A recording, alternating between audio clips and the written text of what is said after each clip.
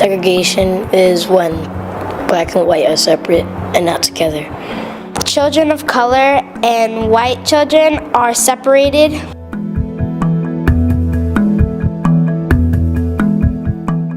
There are two different schools, and one is for black people and another one is for white people.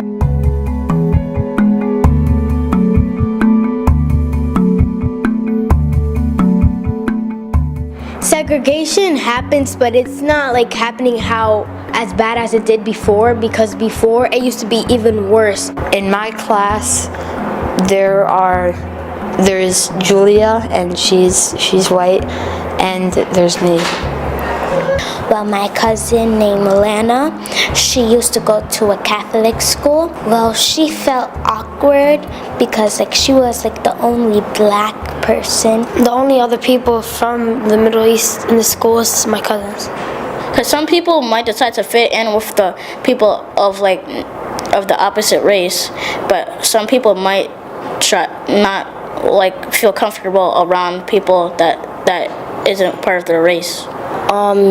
I've been to a school named PS85, so there were separate classes, English and Spanish, so it wasn't really fair because before I didn't know any English. I only speak Spanish. I have a sister. She goes to a Catholic school, and her name is Hennessy, and it's like a school for rich people, and she had an opportunity to go, but you don't really see a lot of colored people, but there still is, but there's more white people that you see in the school. One main reason I think that is because of the money too.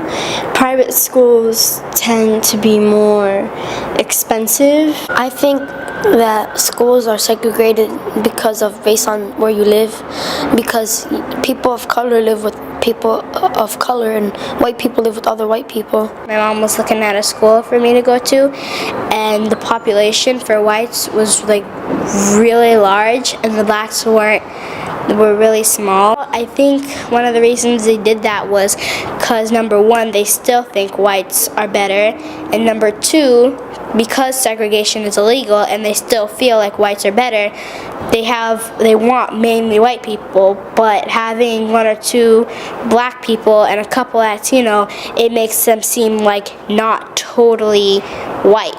Well, I think diversity is good because people, we won't only have people that are from your culture.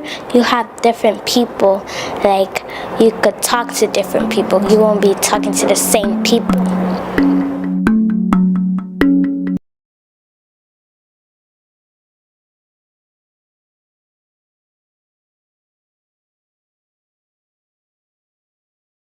In theory, we ended school segregation 62 years ago, but in reality, things are still pretty bad today. You might be thinking, what the hell are you talking about? In Brown versus the Board of Education, the Supreme Court decided that we can't racially segregate our schools anymore. Well, that worked for a while. We definitely saw improved integration through at least the late 1980s. But today, American schools are more segregated than they were over 4 decades ago. No, seriously, that's a true story. In 2011, for example, more than 40% of black students attended schools that were 90% people of color or more. That's up 5% from 1991, which means we're going backwards. So what's going on here? We are definitely reversing a lot of the progress that was made certainly in the late 50s and throughout the 60s. Back in the day, there were all these court orders that required schools, by law, to desegregate.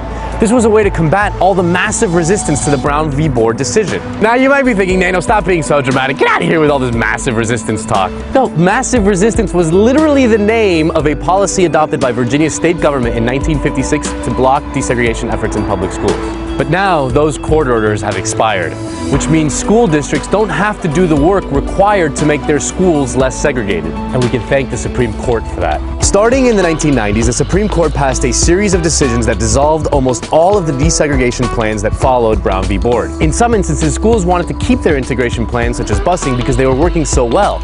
But they weren't allowed to because the Supreme Court said that they were discriminatory against white students. By the way, this kind of segregation isn't just happening in states below the Mason-Dixon line. It's happening in, drumroll please, New York. The South is actually the least segregated region for black students. And Latinos in progressive, new age, quinoa-loving, gluten-free California are the most segregated students in the country. And the epicenter of this resegregation happens to be right here in LA. That's because the Supreme Court put more demanding court orders on southern states to desegregate their schools, but didn't do the same for northern and western states. I guess the Supreme Court just thought there was no racism in the North and the West. And another major reason why our schools are still largely segregated is our neighborhoods are still largely segregated by race and income. Well, housing inequality is very much tied into educational inequality. I think some people would go as far as to say that it is really impossible to understand educational inequality without understanding the underlying housing inequality of our society. See, there's this thing called school assignment. It basically means that school districts have to decide how to assign students to the school they go to.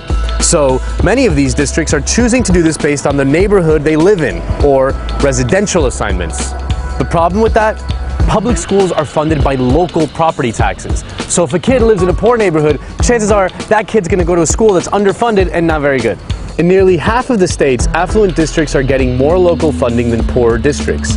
Nationwide, there's a 15% difference between how much states and localities are spending per student in the poorest school districts compared to the richest ones. It may seem like chump change, but it has an impact. Where you live matters because where you live determines where you go to school. And so if you're living in a neighborhood that is an area of concentrated poverty, for example, or very near to that area of concentrated poverty, then that is the school that you're going to attend. Today, black students are over 6 times more likely than white students to attend a high poverty school. That means the reality is that poor students of color aren't getting the same kind of quality education as their white middle class peers, the kind of education that Brown v. Board was aiming for. Here's the thing, school integration has been proven to have lasting positive effects on students of color and white students in all kinds of ways. So if we want to stop moving backwards, integration might just be our best bet, because it improves kids' academic performance and their financial future.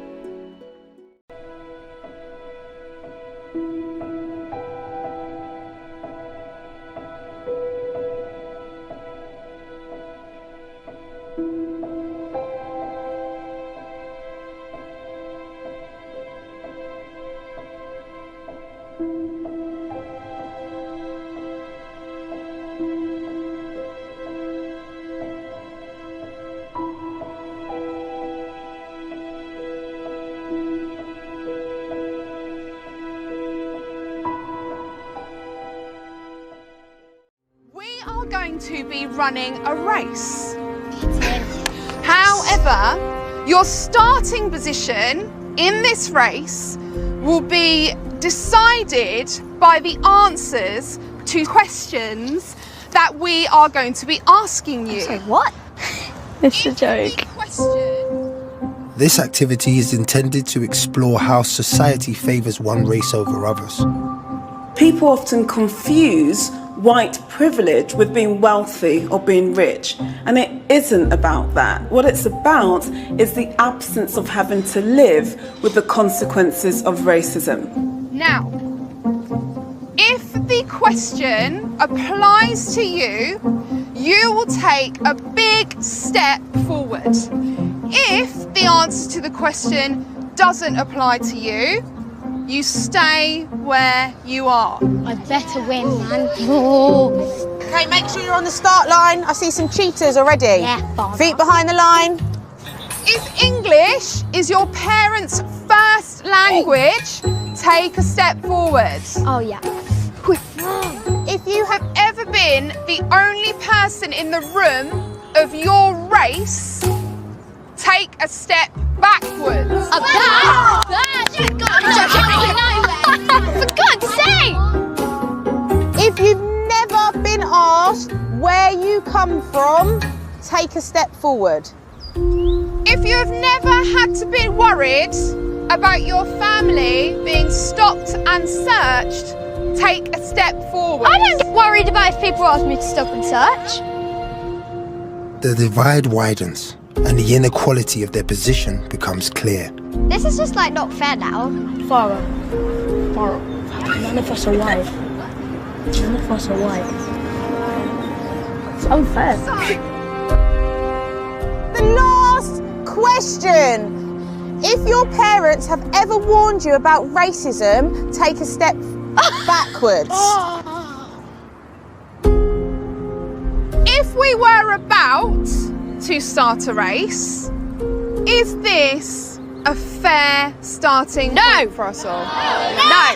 Mackay, how do you feel standing there in the field of runners? I kind of feel a bit alone. I can't really see it. I'm literally just by myself, more or less. I'm just a bit frustrated and annoyed that society nowadays really isn't fair. And I just wish everybody could be equal. Farah!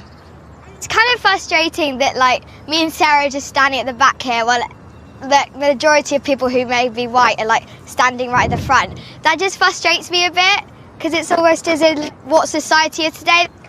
I don't want this to be how it is, but it is, so it just gets a bit frustrating. Henry, how are you feeling being right at the very front? It feels quite weird because if you think about it, I think all of us should be at the same point, but sadly the questions, the way that they were put didn't favour some people, which I think is quite unfair. On your marks, get set, go!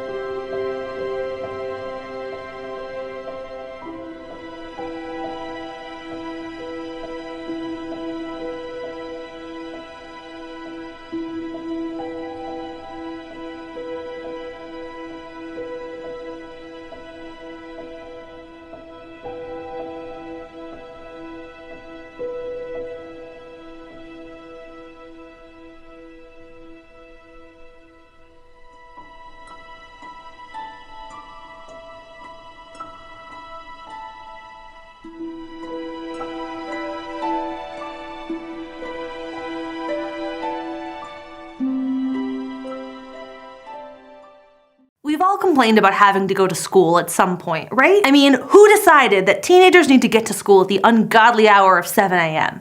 That right there seems like a big drawback that we didn't consider when we talked about the positive functions of schools. Last week, we discussed all the good things about schooling, how it helps people learn about the world, how it helps kids meet other kids their own age, and how there are countless other ways that it helps society function better. But there are many not so good components of our educational system, and I'm not just talking about having to get up at dawn. Social conflict theory can help us understand how the US educational system can disadvantage some people while giving advantages to others so that schools ultimately play a role in reinforcing inequalities.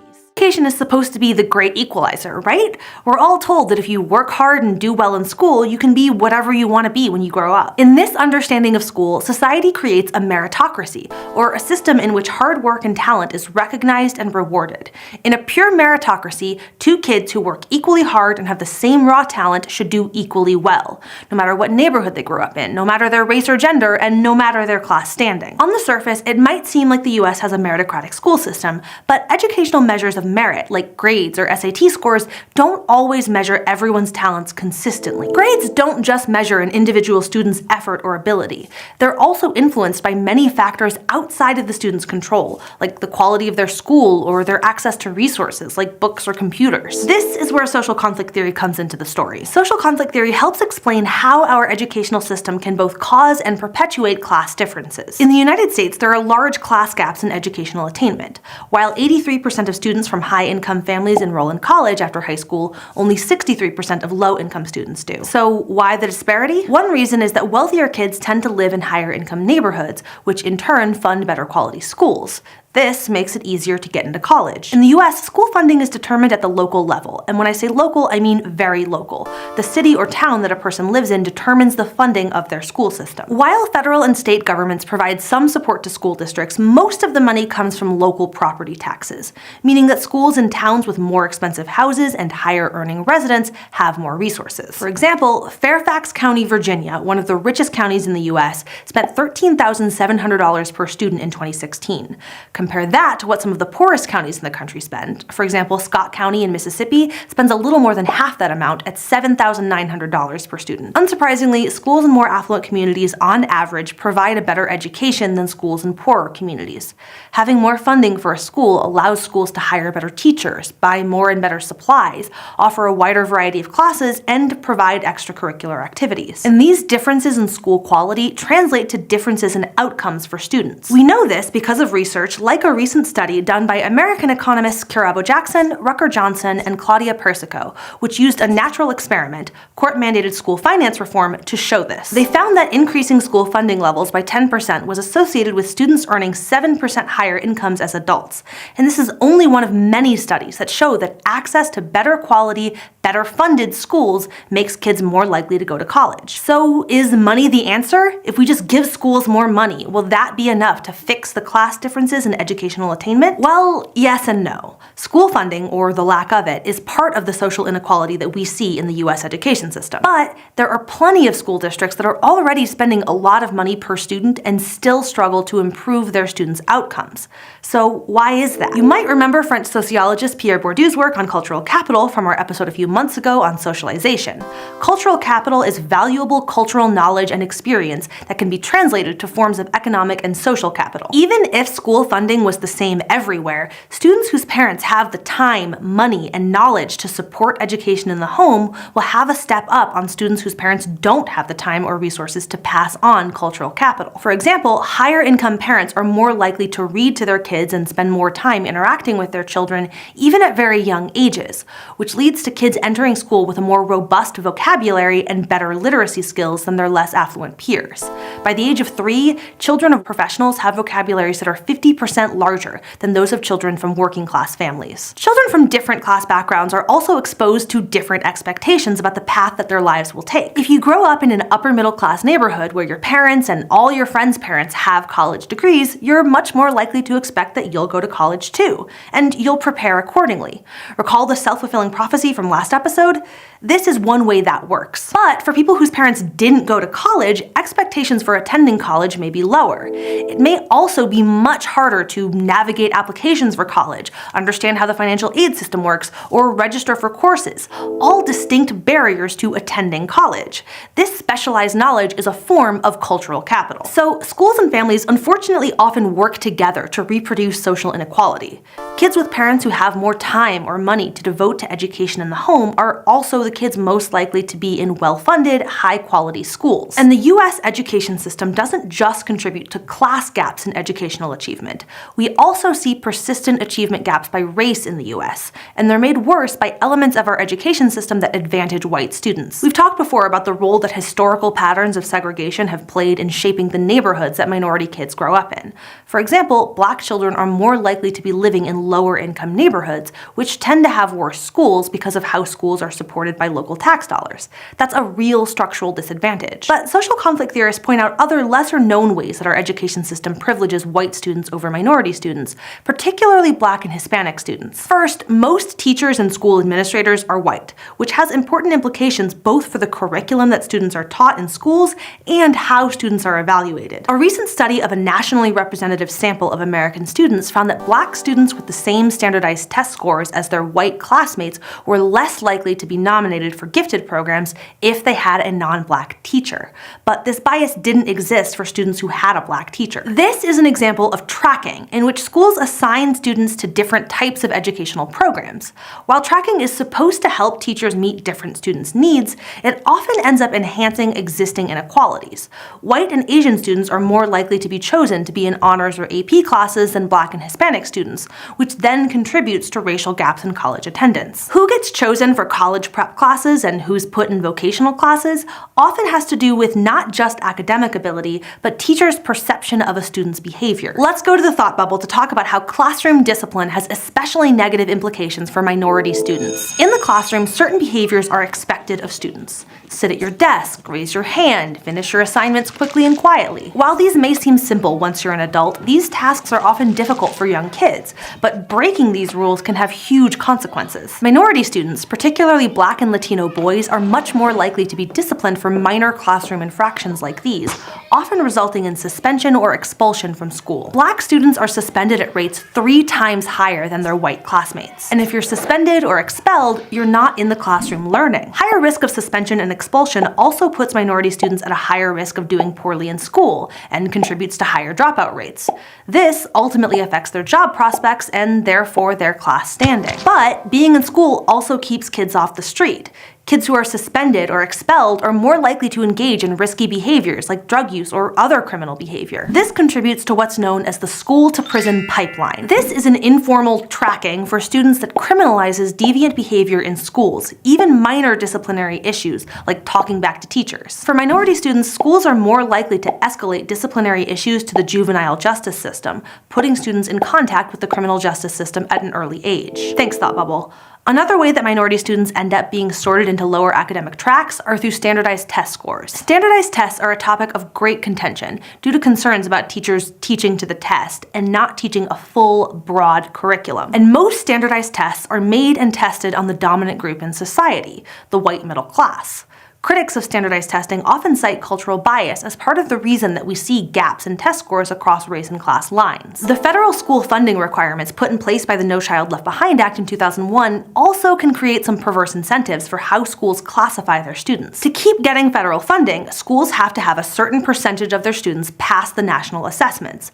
But students can be made exempt from these tests if they're classified as disabled, which can lead to schools labeling marginal students as learning disabled to maintain the pass rate that they need to get funding. This is important because, as we discussed last week, the labels that schools give students often turn into self-fulfilling prophecies. A marginal student who's kept in the regular testing pool may be more likely to have teacher time and resources devoted to their improvement than one who's labeled as learning disabled. And this type of tracking is more common for minority students, which can contribute to racial gaps in educational achievement. More broadly, tracking can have long-term consequences for what kinds of opportunities are available to students or the choices that they make later in life. For example, boys are more likely to be tracked in higher-level math classes than girls are.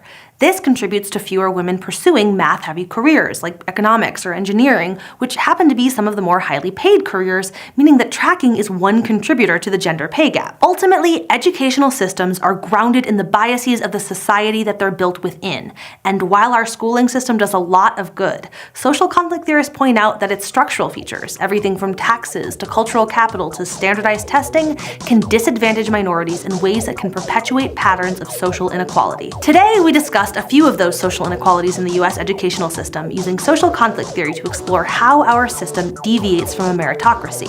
We discussed how school funding and school quality varies by income. Then, we looked at how cultural capital and the family you grow up in impacts your educational experiences. Finally, we used racial conflict theory to understand how the American school system disadvantages minority students through practices such as tracking, disciplinary biases, and standardized testing.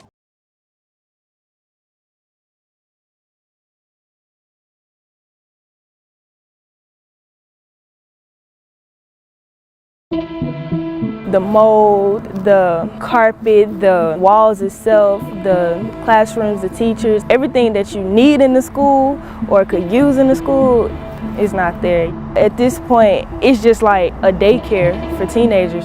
Students at Block High School in rural Louisiana say conditions at their school are so bad that they're struggling to get an education. As you can see right here, if you look closely, it got some the water that's been leaking.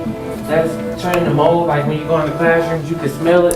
That building there, B building, it is completely unsafe, but we still do go in there as far as using the auditorium. These are the textbooks they were given at the beginning of the school year.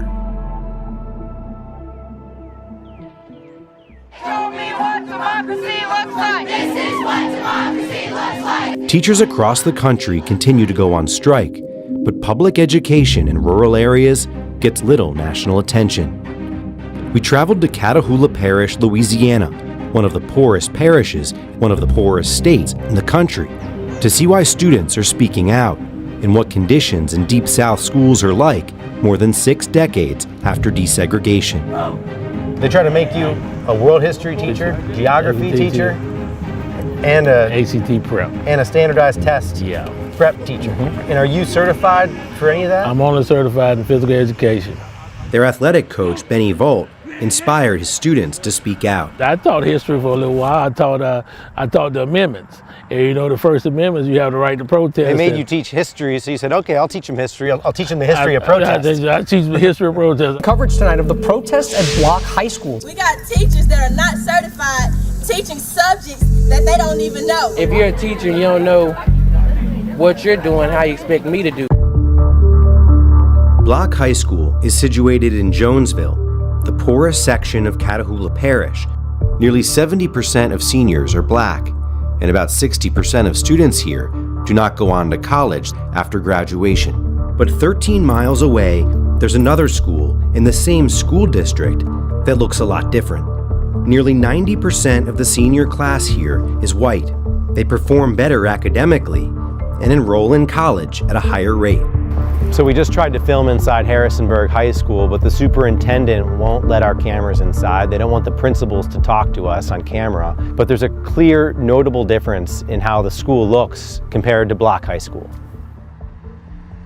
Dr. Gilly Freeman is in charge of all schools in the district, including Block and Harrisonburg High School. When we talk to students and we talk to families at Block High School, they compare it to Harrisonburg. They say Harrisonburg has beautiful facilities. Why do you think they're saying there's such a difference? Several of the other schools, communities have passed bond issues specifically around facility renovation and refurbishment, and in the recent years Jonesville hasn't passed any such issue to address their schools.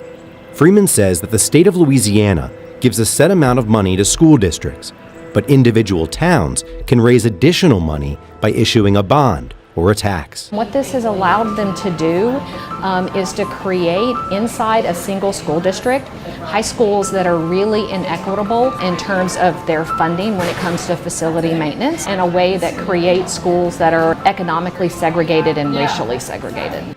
Belinda Davis is a public policy professor and education advocate at Louisiana State University. We showed her video from inside Block High School.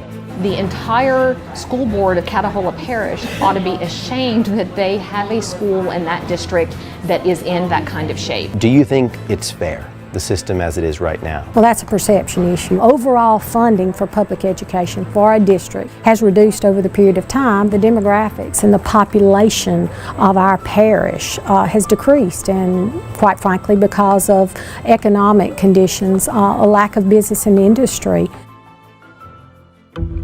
Block High School graduate Tamiko Bloodsaw works as an accountant at a local sheriff's office. She says the school district's budget shows how unequal the funding is. This is their 2018-2019 budget. Jonesville has 3 schools that they're funding. This is the amount of revenue that's brought in for just Jonesville schools. Upkeep for the building and the grounds come out to be about $22,000. You have to divide that by 3 schools. Is that enough money? No, it's for Block not. High School to get fixed? No, not compared to the other schools. But you come to Harrisonburg, one school, they get a total of $20,000. $20,000, whereas Block High School is getting like $7,000. Yes. These parents are getting ready to meet with school board members and the superintendent to demand that Block High School get fixed. Okay, the first thing that we really need to discuss is where are they in the progress of the repairs for Block High School? How did that meeting go? What's going to happen is it's going to come down to a matter of integrity and accountability. Are they going to be a board and district of their word and start to do what we need them to do for the best interest of our children, and whether or not they're going to hold the necessary people accountable? One potential solution that people talk about to fix the schools here is just to consolidate all the schools in the district. But we just got off the phone with a school board member who says that parents at Harrisonburg High School don't want their kids going to the same school as Block students because of their, quote, moral character. I have some friends that go to Harrisonburg School, but they've talked about us and came back, and my friends are no longer friends with them because of the comments and things that they've said. What kind of comments? Racial comments. Students there have said things about students and teachers. Like what kind of things? Like, I'm not coming down to teach those animals, or, you know, stuff like that. Shercold wants to go to college, but she says she's not ready. Honestly, I don't know what I'm going to do after high school. I might go to college and I might go into the Army because I don't think I'm mentally prepared for college as far as the education that I've lacked so far, and I just don't want to really go through that struggle. So you don't feel like this school has prepared you for college? No, sir. You don't feel like you've gotten the education you need? No, sir. Who do you think should be held accountable for this? Honestly, I think they all should be held accountable because it starts at the top.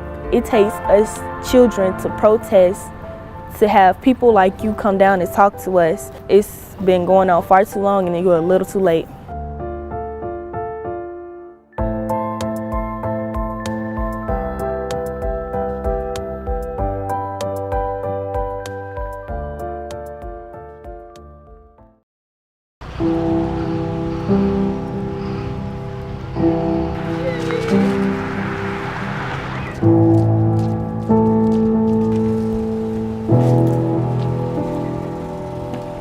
name is Lakia Wilson. I'm the school counselor here at Spain. Good morning. I have been here 19 years. I love it here. I love the staff, I love the students and the families that we serve. I consider myself a fixture in this community, and I want my building for these children. I want my babies to have the best. This is my daughter's first year here at Spain. I really love the teachers. I did not know that Detroit Public Schools was in such bad condition. I heard about something with mold that they have. I never saw their gym, so I didn't know, of course, that it was in such bad condition.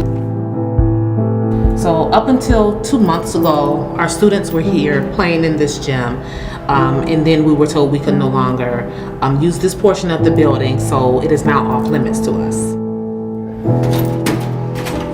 We're seeing damage from the roof where it's raining and snowing right inside of the school, and it's created these large humps in the floor, literally, where students were in here playing 2 months ago with the warped floor. Not being able to go to gym, and that's not right. It's not right. How does that make you feel? Sad. And now they hate gym because they can't come in here and use any of the equipment. All they're limited to is walking the halls. Okay, this is our band room.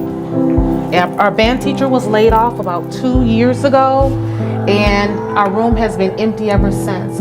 Our instruments are locked away and uniforms just hanging.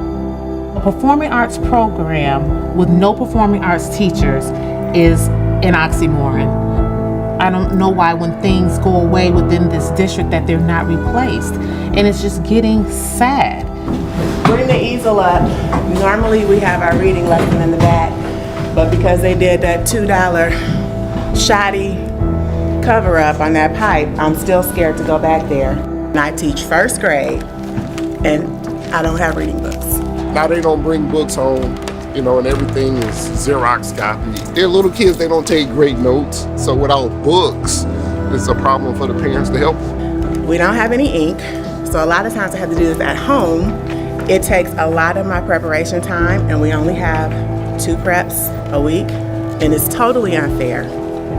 Our kids love to learn, they're eager to learn, and they deserve better. No one will take accountability for what's going on with this steam. There's steam coming up onto our playground, and the temperatures have reached 110 degrees. It's a snowstorm in Detroit, and the ground is burning. The students are very sad about not being able to go out to the playground. The fact that they are not able to properly burn off their energy as far as running around and just being free for a few minutes and coming back and getting back to academics. I blame the emergency manager, the governor, because there shouldn't be no reason why these schools should be falling apart like they are. The conditions that our students have to face every day coming to our school is unfortunate. This is the reality of it. Now you base this versus the schools in the suburbs, there's no comparison.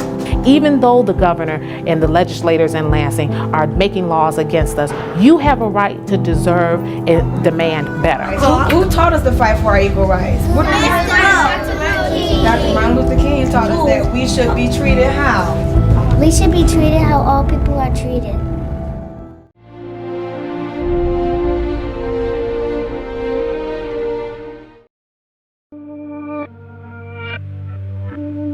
My mother used to tell me when I was coming up, she was like, Bradley, your 2 strikes. One you a male and one you black. Ain't nobody gonna ever give you nothing for that.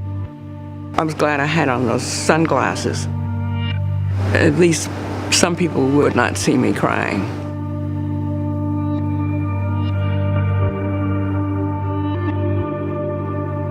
It's not a story of progress, it's a story of total inequality of schooling. It was never intended that we would be treated as equals.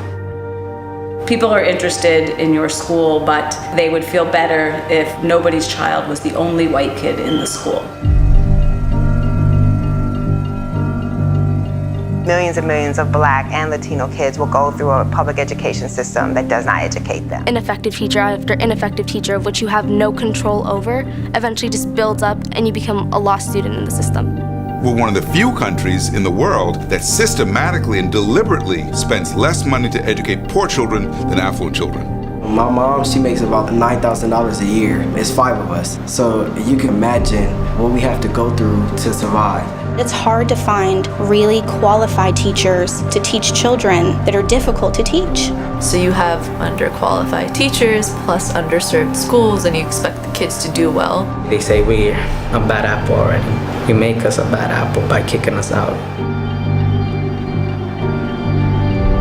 1 in 3 black male babies born in this country is expected to go to jail or prison. The statistic for Latino boys is 1 in 6.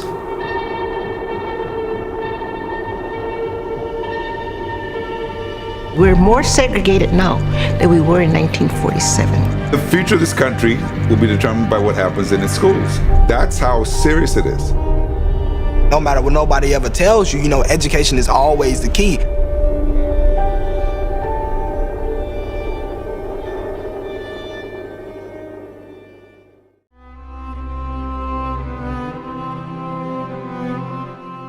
Bad math, school funding in America. We know how to help all of our children succeed. Learning opportunities that begin by age 4. Classes small enough to allow for one-on-one attention, modern tools and textbooks, caring, qualified, and committed teachers. But none of these are possible without proper funding. Take a look at 2 cities in Pennsylvania. In Reading, 40% of residents are living in poverty, and property values are low. 1 mile and a bridge away, in Wyomissing, most residents are employed and much wealthier. The state underfunds education, and the school finance formula, based largely on property taxes, further hurts poor communities.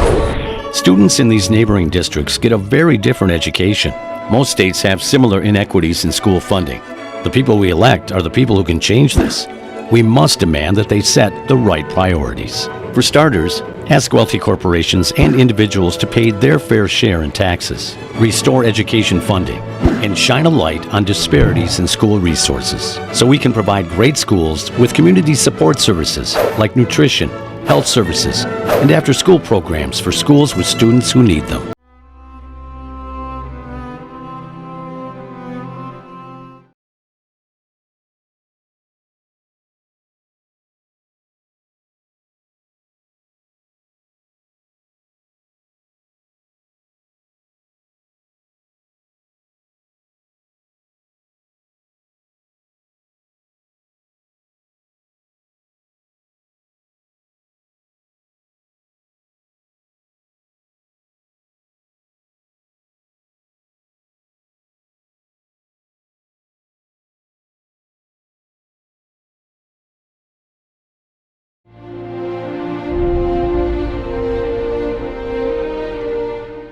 We hear a lot about school lunches in America, and the food itself doesn't always get the best reputation. When I think about school lunch, I think of boiled hamburgers. The cheese was always plasticky. The staler it was, the more delicious it was. From Hollywood depictions to real-life memories, the school cafeteria is a quintessential part of American culture. But who decides what food gets put on the tray? And how come one school serves this on a $1.25 budget while another serves this? Why are teachers working at McDonald's for a night? And how does a slice of Domino's pizza meet USDA guidelines? Those are all loaded questions with complicated answers. But if you really boil it down, the answer is money. Lots and lots of money.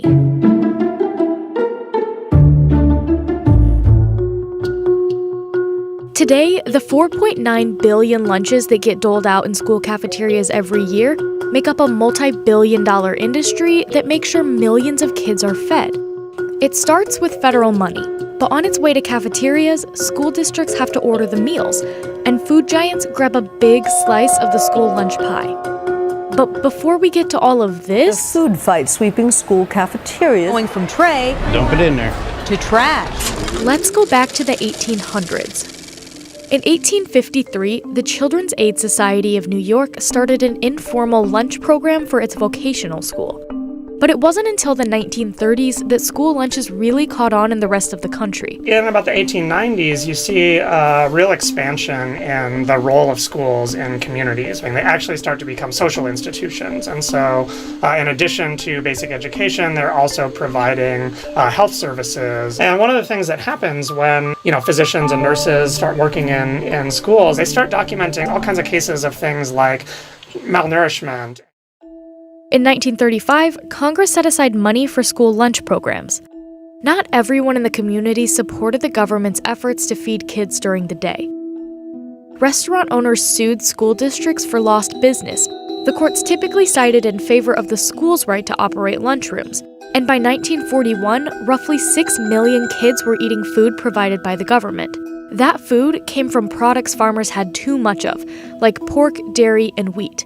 A win for both schools and farmers. In the 40s, the federal government passes the National School Lunch Act, and this makes it possible to actually fund the programs predominantly with public money. National School Lunch Program in thousands of schools for millions of American children. By this time, other countries around the world had already developed their own school lunch systems. While the U.S. took the lead from European countries, there was one thing that made school lunches in the U.S. distinctly American: a hint of capitalism. The fundamental basis for school lunches was a sort of business model. They often adopted like little tokens, like little coins, or used like tickets of some sort that, paying kids would buy, and then kids who were receiving free lunches would be given the ticket. But the idea is that you were exchanging something. There was a transaction. Enter the school lunch lobby. Today, you have groups like the School Nutrition Association and National School Boards Association advocating on behalf of the schools. And corporations like Tyson and PepsiCo show face at meetings to make sure their products are on school districts' minds. Meanwhile, groups like the Food Research Action Center and the Center on Budget and Priorities keep a close watch on nutrition. Robert Doar worked as a commissioner under Mayor Bloomberg, where he administered food assistance programs in New York City. And he's no stranger to the lobbying efforts in the world of government assistance.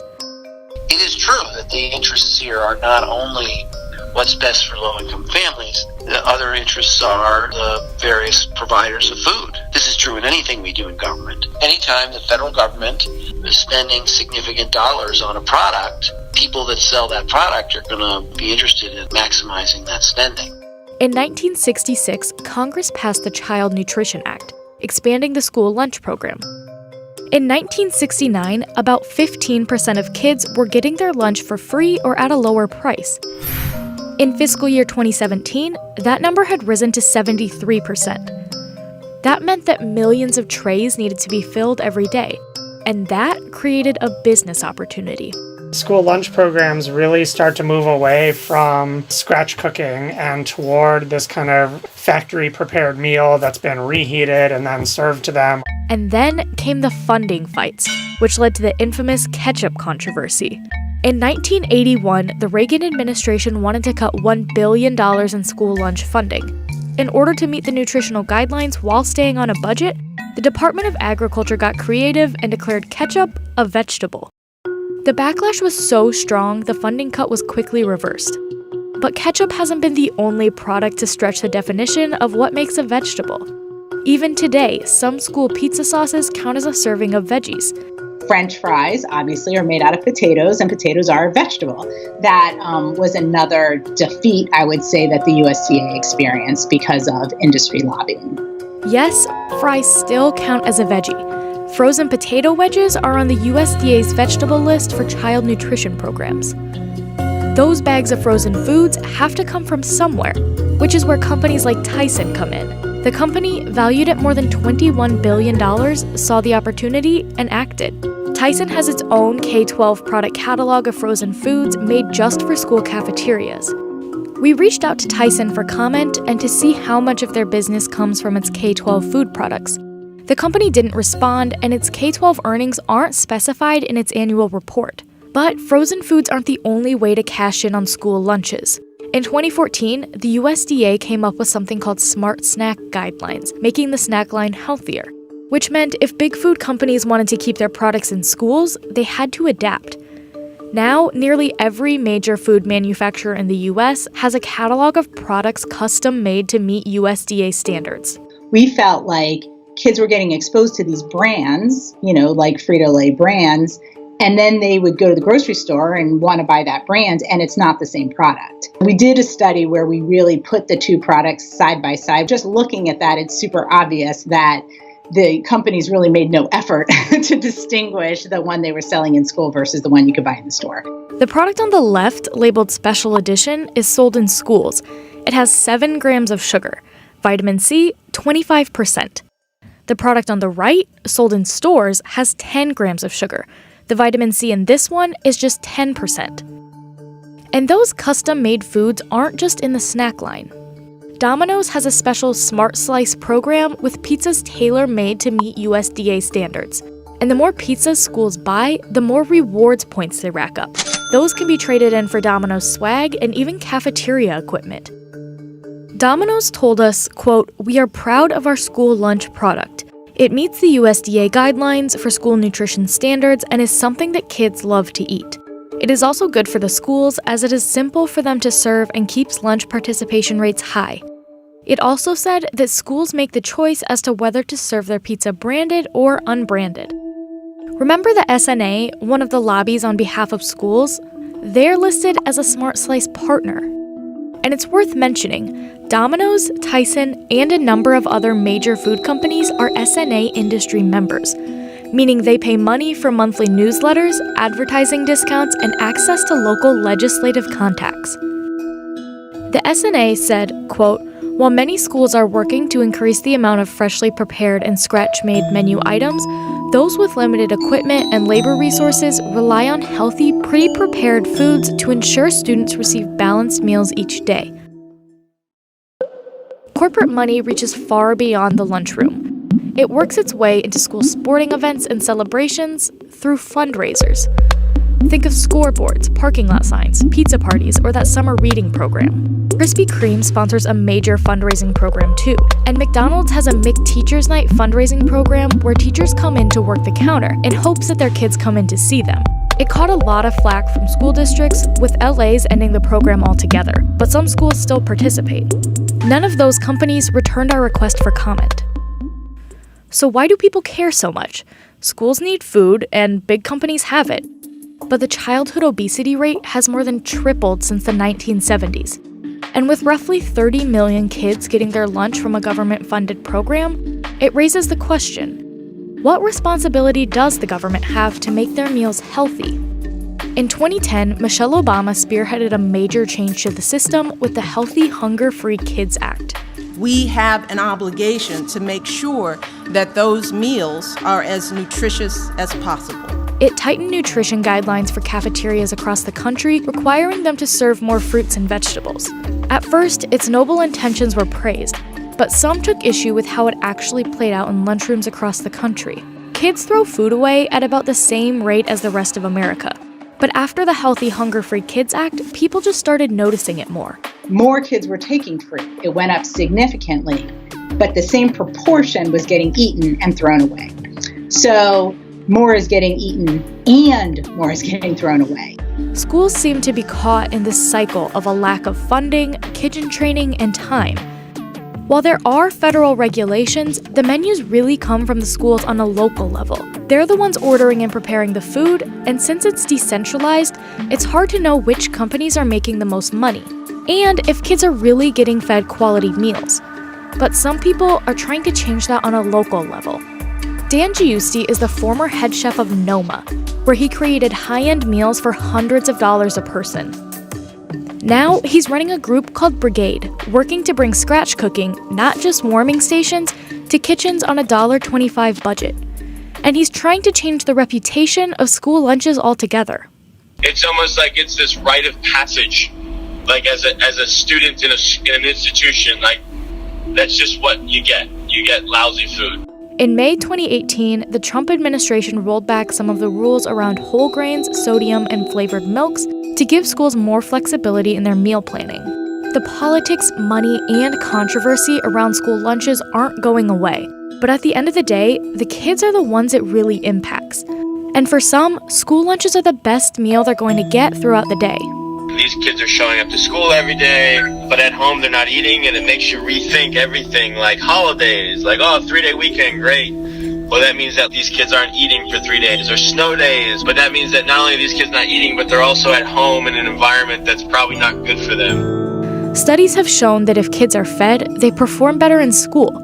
And with millions of kids relying on free or low-cost lunches every day, it's a big, important problem to solve.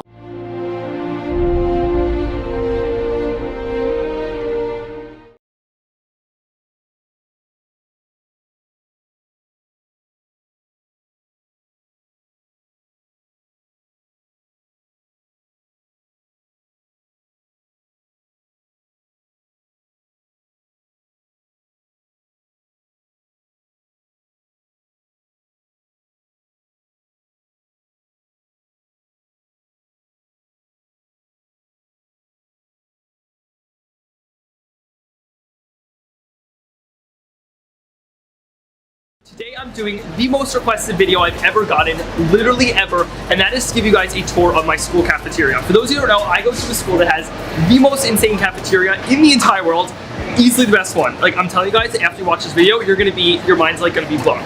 Okay, so to start over here is the bagel section. This is what I have every morning for breakfast. I usually have a cinnamon raisin bagel. In my opinion, that's the only acceptable place to eat a bagel. We got toasters over here, tons of bagels, usually 2 of them, but right now it's lunchtime, so most of them are eaten. All right, the next part is the part you guys definitely know from my Instagram, which is the pizza section. Every single day they make regular pizzas and around 3 to 4 other special slices. So let me show you what we got today. Today we got obviously the classic regular one over here. What is this one? I don't even know. Not sure. Some type of looks like spinach or something over here. We have olive pizza. We have 3 cheese pizza. They're making mac and cheese pizza over there. There's lots of pizzas. My personal favorite is onion ring and barbecue sauce. Maybe I'll get that later. All right, so we're actually gonna show you guys how they make one of the pizzas. So check this out. All the dough is fresh made every day, right? Every day, my brother. Everything is fresh every day, even cheese.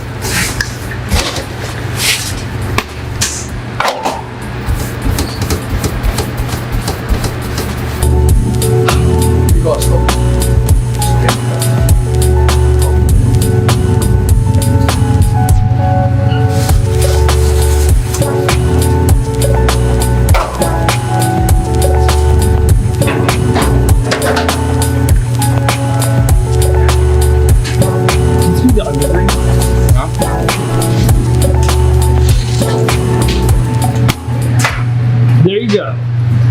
Okay, so in my opinion, this is the most important part of the lunchroom over here, is this section right over here. So, we have today's Impossible Burgers, right? Yes. So, you guys know I always post on my Instagram eating Impossible Burgers, and today they have them for lunch. Here, I'll take the camera, I can show you guys. Check this out. So, here are the Impossible Burgers that are cooked, all different toppings.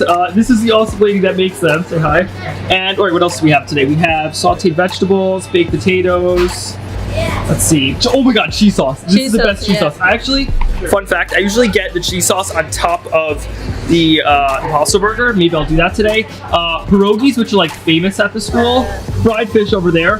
Matzo ball soup, and what's that, rice? Alright, yeah, this is, in my opinion, probably the best part of the entire place. I will be definitely getting an Impossible Burger after we finish this tour. Alright, let's now go on to the snacks. Okay, so let's say you don't want lunch and you just want snack. There is fully stocked with snack. We got some tradition type soups. We got oatmeal. Literally every single snack you could possibly want. Cookies, the best cookies in the world, hands down, trust me, probably even better than mine. We have ketchup if there's french fries. And now let's go over to the drink section. Okay, so now there's also a ginormous selection of drinks. You guys know I don't drink coffee, but if you do want, there's ice cold lattes, there's mocha lattes, French vanilla, literally any coffee you can possibly need.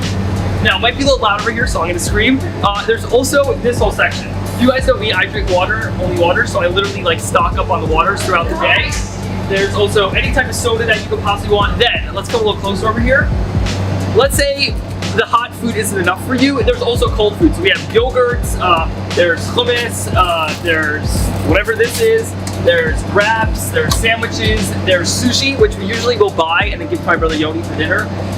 Literally every type of sushi you could possibly get. Spicy tuna roll, avocado salmon roll, sushi salad, literally everything, and then more like health drinks up here. Oh my god, there's even avocado toast. All the things, then Snapples, really any type of drink you could possibly want, which is pretty cool. Then, now let's go over here to the first of the salad bars. Over here is kind of the fruit bar. You can get any types of fruit that you want. There's butter, there's cream cheese, apples, all that over here. And now let's go over here to the salad bar. Okay, so now, if you remember a few months ago, I kind of went on a salad fix where I thought I'd eat salads every day. That lasted like 5 minutes. But there is a fully stocked salad bar, always with like 2 different types of lettuce, tons of different toppings, literally everything you could possibly need to put on your salad. There's obviously tons of salad dressings over there. And now one thing that actually is a good little tip, come over here, on your salad, is they also have these little like crunchy toppings, which I definitely added to add some flavor. I always like to put like almonds on mine. I don't even know what this is. Doesn't have a label. I think these are like pumpkin seeds.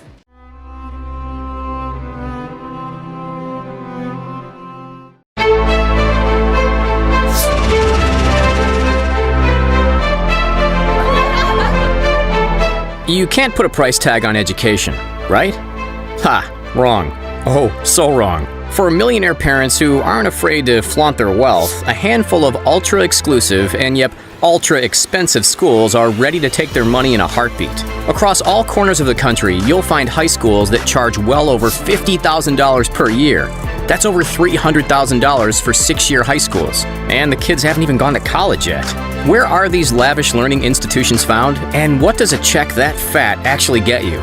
Celebrity teachers? Private chauffeurs? Ditch the textbooks for a minute and let's find out. The average American full-time worker's salary sits at around $47,000. If you're a parent, that figure needs to be stretched a long, long way to support yourself and your kids. But if you're a parent of a youngling who attends the Berkshire School in Sheffield, Massachusetts, just next to the New York and Connecticut borders, then you better have the winning lottery ticket handy, because that annual salary isn't even going to come close to being enough to send one kid to high school. A year of classes at the private co-ed boarding school costs, ready for this, a whopping $64,200. While state requirements vary in the number of in-class days, the majority of states set the school year at 180 days. That puts the daily cost of Berkshire at $356. What do you get for such a high price? Emerald green quads, towering white buildings spread across 400 acres of land, and most notably, a selection of some of the best athletic facilities in all of New England. That's why Nike opts to hold its annual running camp on the Berkshire grounds year after year. With a student-to-faculty ratio of 4-to-1, the kids are given more individual attention than the majority of public schools. If you've got an extra $800 lying around, then why not opt for the Lang School instead? Chiming in at an exorbitant, although admittedly nice around $65,000 per year, this New York City school is not for the lower class. It's located smack bang in the middle of downtown Manhattan, just south of Wall Street next to the iconic Charging Bull statue. For those parents with deep enough pockets, their kids' education is taken to the next level. They compete for internships, choose their college majors, practice college entry tests, and build personal portfolios, all things that the majority of schools across the nation do not. For students in grades K through 12, Lang's academics are based on a mesh of, well, MESH, which stands for Math, Engineering, Science, and Humanities, with an emphasis on critical thinking and problem solving. Each year, the School for the Gifted focuses on a different theme, with its most recent being Power and Energy. So in addition to learning their calculus and biology, the pupils explored how power and energy influence their daily lives and regular decision-making. Are you a fan of this ever-changing theme, or would you prefer the tired and tested basic curriculum? While we are focusing on the money-snapping schools in the good old USA for the most part, it'd be remiss of us to avoid mentioning the one and only Tunbridge School across the pond. Tunbridge consistently scores in the top 5 schools in the United Kingdom, or former UK, and is more expensive to attend than Eton and Harrow. Located in Kent, about an hour's drive southeast from London, the all-boys boarding school boasts a whopping 150 acres of land, which is dotted with countless superbly maintained playing fields. But it's the school's academics that sees it regularly considered one of England's leading boys boarding institutions. So how much are we talking here? Just over £50,000 a year, close to $66,000 American. As we hop back over to the U.S., let's swivel our attention to one of the richest towns in the country, Westbrook, Connecticut. With neighborhoods of wealthy families, it only makes sense that there'd be an A-grade school, and with a name like the Oxford Academy, you can bet your bottom dollar the tuition isn't going to be cheap. The all-boys boarding school, which sits on an absolutely stunning plot of land, is consistently heralded as a top-rated institution, with an astounding 97% of students going to attend a four-year college after graduating. With a student-teacher ratio of 2-to-1 and the opportunity for the boys to take individual one-on-one classes with their professors, it's no surprise that the yearly fees climb up to a bank-bending $67,000. That covers a number of optional weekend activities for the housed students, including skiing and snowboarding in Vermont, attending car shows, comedy shows, all-you-can-eat sushi, laser tag, paintball, and sailing and fishing on Long Island Sound. Sounds like a great time for those who can afford it. Just 70 miles drive northwest, still in Connecticut but further inland, you'll come across the unconventional yet still belligerently expensive Woodhall School. Located in Bethlehem, Woodhall aims to provide a springboard for success to boys of above-average intellectual ability in grades 9 through 12, and they do so by focusing on 4 pillars: academics, athletics, residential life, and communications. As a magnet for unconventional learners, there are only a maximum of 42 students enrolled in the entire school at any given time, with just 2 to 5 students in each class, allowing the teachers to spend more time with each child and focus on their unique learning characteristics. The school also boasts a range of extracurricular activities, which you'd typically find at a college, not a high school. We're talking a cappella, the art club, astronomy club, investment and philanthropy club, arts and literary magazine group, and plenty more. Students stay in either Tower Dorm or French Hall, which are the 2 residences. Each room has a kitchenette, but for an astounding $74,500 per year, you still need to share with a bunkmate. While you're plowing through your final couple years of high school, for the brightest and most academically gifted kids, or sometimes for the pushiest parents who've set the highest of expectations, there's only one thing on the mind: college.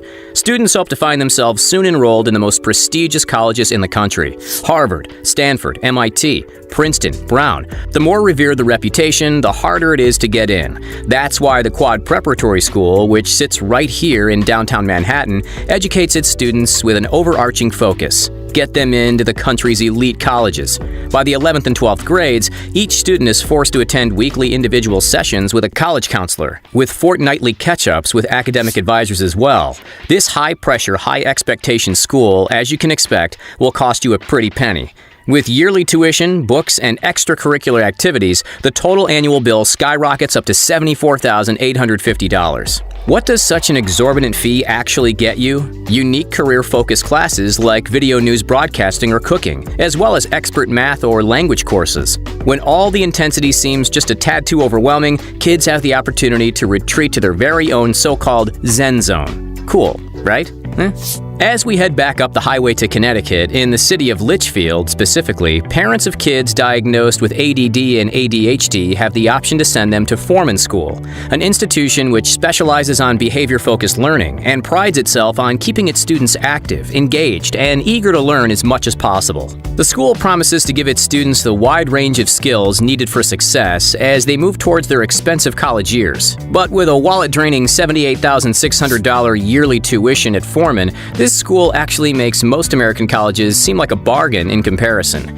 With 125 sprawling acres of rural campus ground, featuring everything from a robotics lab to a massive dining hall with locally sourced food, plus tennis courts and dorms, you can argue that the inflated price is justified. But at nearly $80K, you'd expect Nobel Prize-winning graduates.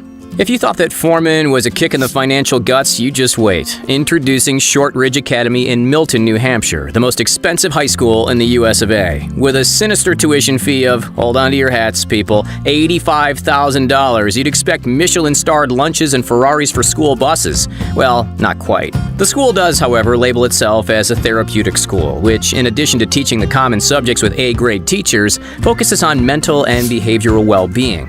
It's not exactly rocket science that kids go through all kinds of bizarre phases during their adolescence, and Shortridge Academy aims to help them through it, rather than adding to the stress and isolation, as is the case with many schools across the country. Each student is given their own counselor, who works with parents to create ideal therapeutic plans for school life and dorm life to help the kids flourish. Of course, with so much cash on the table, there's plenty of activities to offer. Jiu-jitsu, weight training, local hiking, elite art and music programs, just to name a few. We know what you're thinking. $85K is ridiculous, and we'd agree wholeheartedly, but over in Switzerland, $85,000 is considered a bargain. Here in the thriving European nation, schools regularly surpass the $100,000 a year milestone. See this beautiful medieval castle? That's no medieval castle at all. That's the campus for the Institut La Rose, found right here in the stunning town of Rolle. The school boasts its own sailing center along Lake Geneva, as well as a plethora of other high-end learning and athletic facilities. What makes this school so unique, and frankly so expensive, is that the academic year is shared between two campuses, the magnificent estate in Rolle for the warmer months, and in the winter, luxury chalets in the stunning ski resort town of Gstaad. Imagine skiing during your free period, or tobogganing during lunch hour. With that in mind, we start to see how it justifies the price tag of $129,192 US per year. But it's not all about the locations. Rosé is also an extremely selective institution with a blanket rule of no more than 10% of the student body hailing from one country. This is, by definition, an international school.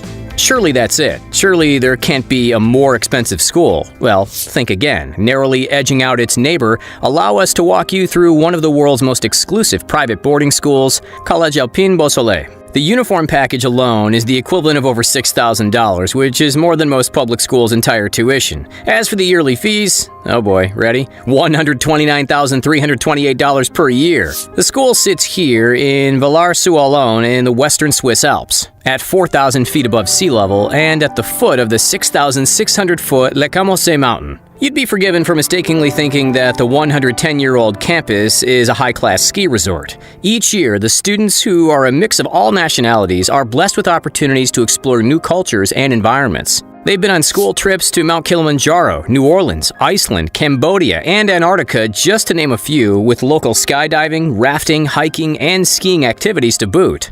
Although, with views like that, why would you want to leave campus in the first place? Seriously, take a look at the school's soccer. It's hard to believe it's not photoshopped.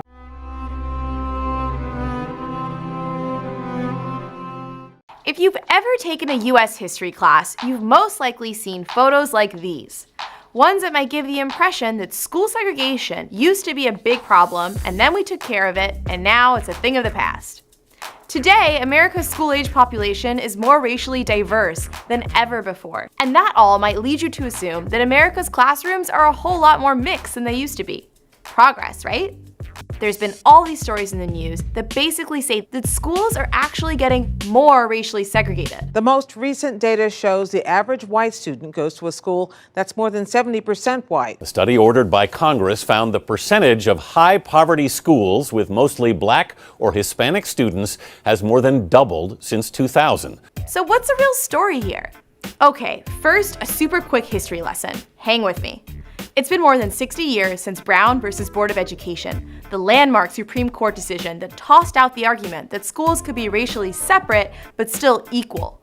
It was pretty obvious that conditions in black schools were almost always much worse than in white ones.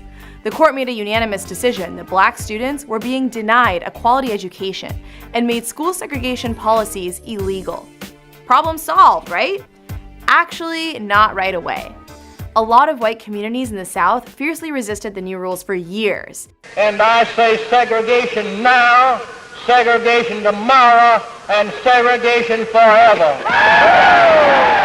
It wasn't until about a decade later, when federal courts literally forced districts to desegregate, that things started to change. Southern schools really started to integrate in the 1970s and 80s because of new programs like cross-district busing that brought a mix of kids from different communities to the same schools. In 1968, more than 3/4 of all black students in the South attended hyper-segregated schools. 20 years later, that rate had dropped to less than 1/4 of all students.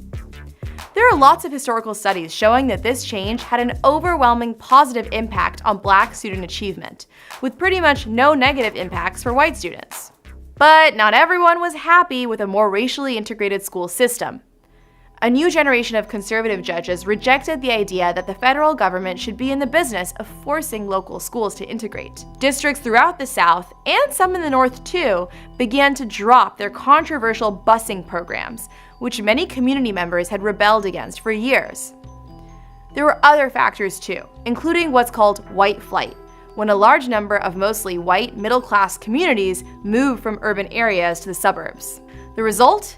There's been a massive drop in the number of schools that have a balanced mix of students who are white and students who are Black and Latino. According to a study by UCLA's Civil Rights Project, the number of hyper-segregated public schools across the country, those with pretty much no white students, has tripled.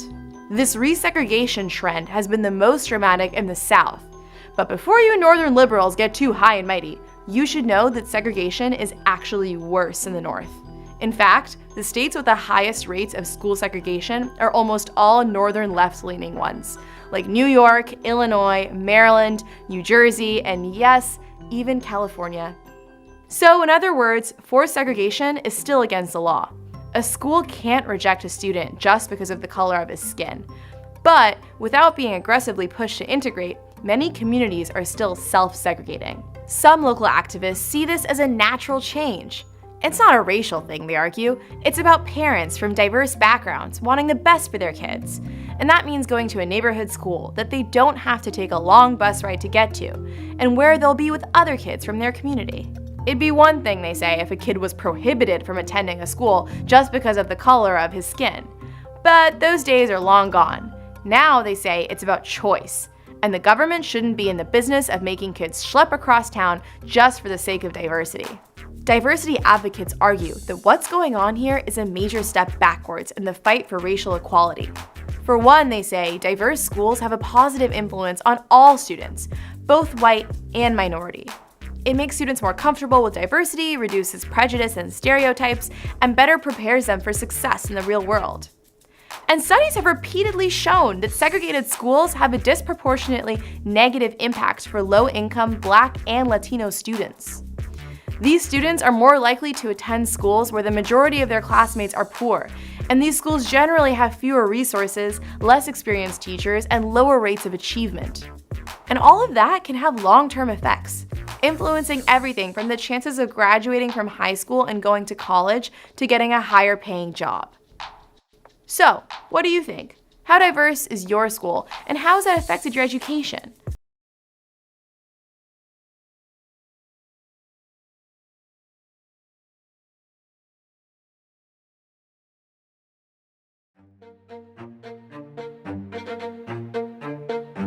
We've left untouched the biggest segregation of all that overwhelms everything else and hangs over our entire society, and that is that every metropolitan area in this country is residentially segregated.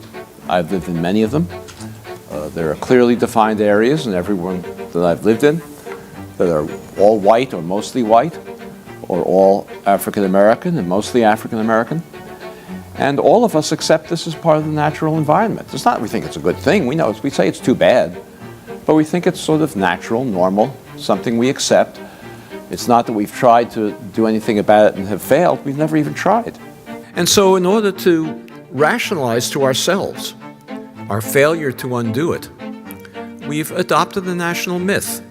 And that myth is pervasive. It's pervasive across the political spectrum. The liberals and conservatives hold it. The blacks and whites hold it. The name of that myth is we have de facto segregation. Not something that was created by government like all the other segregations that we undid in the 30s, 40s, 50s, and 60s, but this is something that sort of just happened by accident. It happened because people like to live with each other of the same race.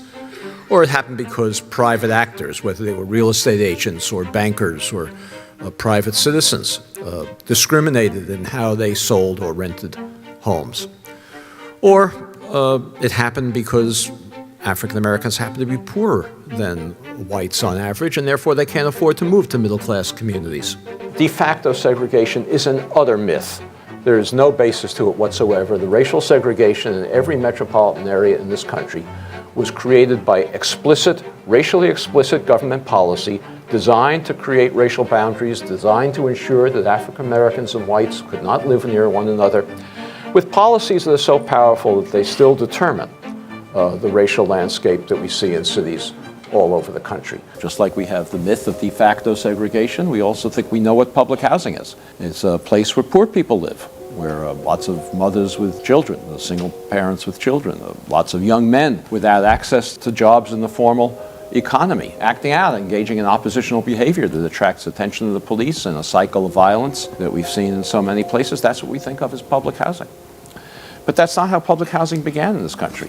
Public housing began in this country as a program for middle-class, working-class families. During the Depression, poor people were not permitted into public housing when public housing was first created. There was a housing shortage, and public housing was created for people who could afford to pay the full rent in housing, and they did in public housing, but for whom there was no housing available. Everywhere, the Public Works Administration and the other federal agencies that succeeded it created segregated public housing, separate projects for African Americans and whites in cities all across the country, frequently segregating neighborhoods that hadn't previously been segregated, that were integrated. During World War II, the actions of the government intensified to create segregation. They intensified because throughout the country, hundreds of thousands of workers flocked to centers of defense production, of war production, to take jobs that hadn't existed during the Depression.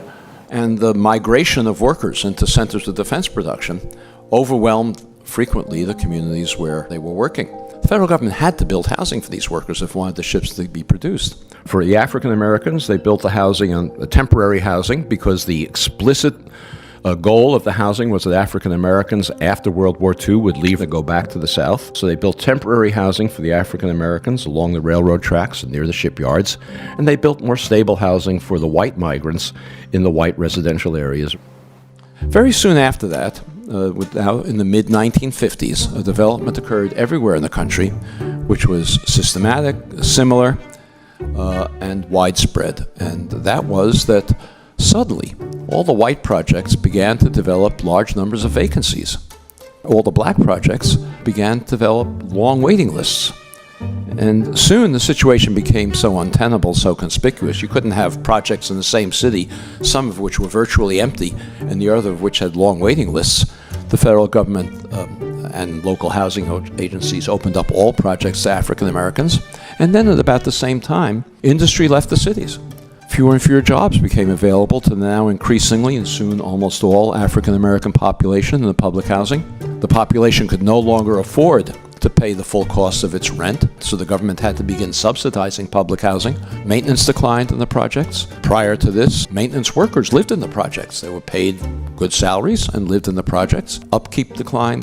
The projects became vertical slums that we came to associate with public housing today. Another federal program that was perhaps even more powerful in creating racial segregation, and that was a program of the Federal Housing Administration designed to move white families out of urban areas into single-family homes in the suburbs. At a racially explicit basis, we created a white noose around every urban area with federally subsidized single-family home subdivisions. These were giant subdivisions in many cases. The most famous of them, I'm sure you've heard of it, is Levittown, east of New York City. 17,000 homes in one place. What bank would be crazy enough to lend a developer the money to build 17,000 homes or 15,000 homes in one place for which he had no buyers? We were in a suburban country at that time. People thought the whole idea was lunacy. Who's going to want to live in a single-family home when they can live in the city instead? Any of these developers, the only way they could get the capital to build these giant subdivisions was by going to the Federal Housing Administration, submitting their plans for the development, for approval of the construction materials they were going to use, the architectural design, the layout of the streets in the subdivision, and an explicit commitment not to sell a home to an African American, required by the Federal Housing Administration. The Federal Housing Administration even required, as a condition of these guarantees, developers like Levitt to place a clause in the deed of every home prohibiting resale to African Americans or rental to African Americans. These deeds still exist in these homes today. They're no longer enforced, no longer enforceable, but they're still there. What was the consequence of this? Well, those homes in those days, in all of these suburbs, they sold for $10,000 or less, $8,000, $9,000 a piece. In today's money, that's less than $100,000, probably $90,000. African Americans who were prohibited, not they didn't want to, not because they didn't like living among whites, they were prohibited from moving into these suburbs, and they could easily afford to do so. Any working class family can afford to buy a home for $90,000, roughly twice national median income. Those homes and developments like that now sell for $300,000, $400,000, $500,000 and more. The white families over the next couple of generations gained, you can do the arithmetic, $200,000, $300,000, $400,000, $500,000 in equity.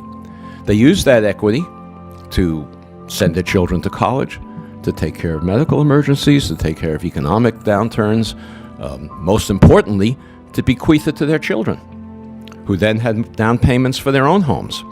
African Americans who accumulated none of that wealth as a result of this federal subsidy had none of those abilities.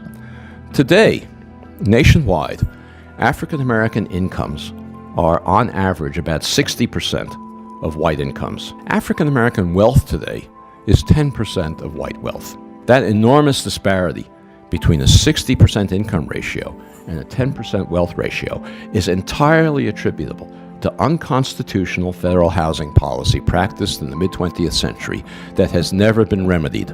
It's a constitutional violation. Of course, it determines the ongoing racial inequalities we have today.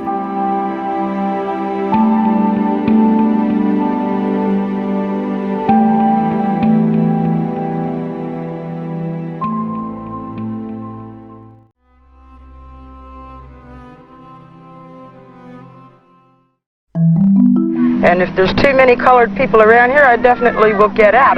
One of the main reasons was because it was a white community. And we understood that it was going to be all white, and we were very happy to buy a home here. This was Levittown, Pennsylvania, shortly after World War II, in a suburb that explicitly promised a white-only neighborhood. And it wasn't some outlier. It was the prototypical suburb, built by the father of suburbia, Bill Levitt, who created several suburbs around the US, all named Levittown. But one reason Levitt wanted a white-only community was because the US government was subsidizing it, and that's what they wanted. They said they didn't want racially inharmonious groups, lowering property values. That's why Levitt didn't just sell cookie-cutter houses. He sold a meticulously crafted, affordable, utopian lifestyle. So as the courts integrated public spaces like schools, more and more white people fled to these suburbs. And these patterns are still the defining characteristic of America's racial geography.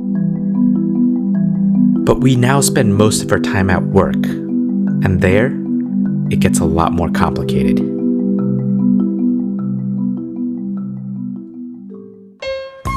More than 1 million persons each year have pulled up stakes in the cities and turned commuters. Shortly after the first Levittown broke ground in 1947 in Long Island, New York, about 80% of men still commuted the hour to Manhattan. And while neighborhoods were getting deeply segregated, these workplaces were getting more diverse. The Civil Rights Act of 1964 banned employment discrimination. More companies explicitly said that they were equal opportunity employers. And segregation within our workplaces declined. This meant the workplace was a crucial environment for us to interact with people of other races. Except that's not exactly how it turned out. A few months ago, researchers at Cornell and Penn State shared a dataset with me, and when I mapped it, it kind of blew my mind. This is a map of where people work in modern-day Chicago. The taller an area, the more people there are. But now let's color in each neighborhood by the percentage of white people. You can see the city centers are pretty diverse. But now, here's what happens when they go home. What's even more astounding is what happens when we map people of color. Here's where black people work in Chicago. Again, they're concentrated in diverse city centers. But when black workers go home, they go to very segregated neighborhoods, clustered in poorer areas. And we can see the same patterns in DC, Detroit,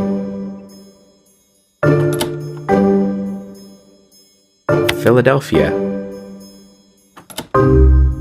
pretty much everywhere in the US. These maps show just how stubborn residential segregation is. But they also show what looks like a glimmer of hope for integration. Cities are remarkably diverse during the workday. So this got researchers interested in looking closer at what's at work. Let's look at how segregation changed in recent years. From 2000 to 2010, residential segregation between black and white people got slightly better. For the most part, segregation just mostly plateaued for all racial groups. But when researchers looked at how segregation changed during the day when we're at work, they found that segregation increased slightly across all racial groups. When we zoom in some more to the company level, we can see a bit more of what's actually happening. Researchers at Stanford and Harvard found within a company, segregation levels have gone down very little. In other words, we're exposed to about as much diversity now as we were a generation ago. But there are a lot more people of color now than there were in 1980. So what's going on? Well, they aren't being more represented at these white majority companies, which would look like this. Rather, they're getting opportunities at companies that are mostly non-white, over here.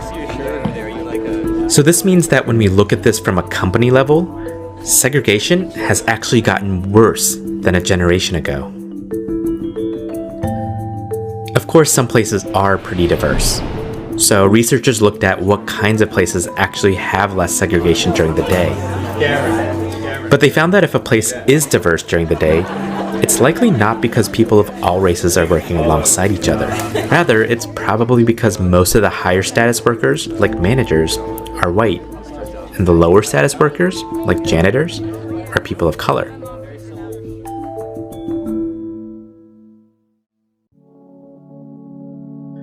American policies engineered our segregated homes. But work, where we spend most of our time, many thought that could be a space where we form meaningful relationships with people of other racial backgrounds. That hasn't quite happened, and we see it in the most personal parts of our lives. In 2014, the Public Religion Research Institute asked Americans to list the people with whom they've discussed important matters in the past 6 months. In other words, our friends. Most Hispanic people had friends of other races. About 1 in 3 black people did too. But 75% of white people only had white friends. In short, we may be exposed to diverse spaces, but we still live very segregated lives. But the whole trouble with this integration business is that in the end, it probably will end up with mixing socially.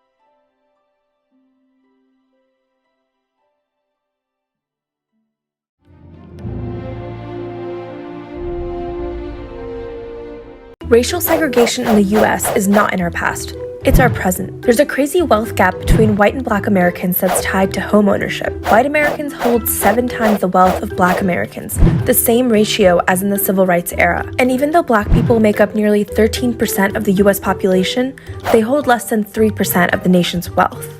Now you have to understand that owning property is the major way American families build wealth. But when state-mandated discrimination stops black people from owning their homes, the growth of their wealth gets halted too. Okay, you have to go way back to see how this happened. When the Great Depression hit, the federal government created public housing to help American families for the first time. They mostly made public housing projects for white people, but there were some made for black folks too. By the mid-1930s, the government was offering subsidized mortgages at a fraction of the price for white families, so they could move into brand new houses in the suburbs. Black people were specifically prohibited from these deals. They instead had to stay in public housing, often paying more for their rent than white families paid in mortgage. On top of that, the practice of redlining grew across the nation. The HOLC created city maps to indicate the level of risk for real estate investments. These maps ranked desirable neighborhoods for lending, such as white suburbs, in green, and marked undesirable or risky neighborhoods, often populated by black communities, in red. As a result, redlining destroyed the possibility of investment wherever black people live, ruining their chances at growing their wealth, property, or social mobility. Meanwhile, the government backed $120 billion in low-cost home loans between 1934 and 1962. More than 98% of these loans went to white homebuyers. By the time housing segregation was banned in the Fair Housing Act of 1968, it was too little, too late. The damage was already done for generations. The inequity of home ownership had launched a domino effect that made it far too difficult for black families to try and purchase homes in similar suburbs. These neighborhoods had quadrupled in value over time, leaving black Americans far behind. Today, 73% of white households are homeowners, while the percentage for black households is only 45%. Even worse, black people who reached homeownership sometimes faced violence as a result, at the hands of white Americans and police. Racially segregated neighborhoods have a grave impact on many realms of American life. Where you live can determine what kind of education is available for your children, how much wealth you can have, your relationship with law enforcement, and even your own family's health. The biggest takeaway from all of this? Racial segregation and the wealth gap in the US is not just due to personal prejudice or private actions. Instead, it's a direct result of state-sanctioned policies intended to stop black Americans from achieving success that in many ways continues today.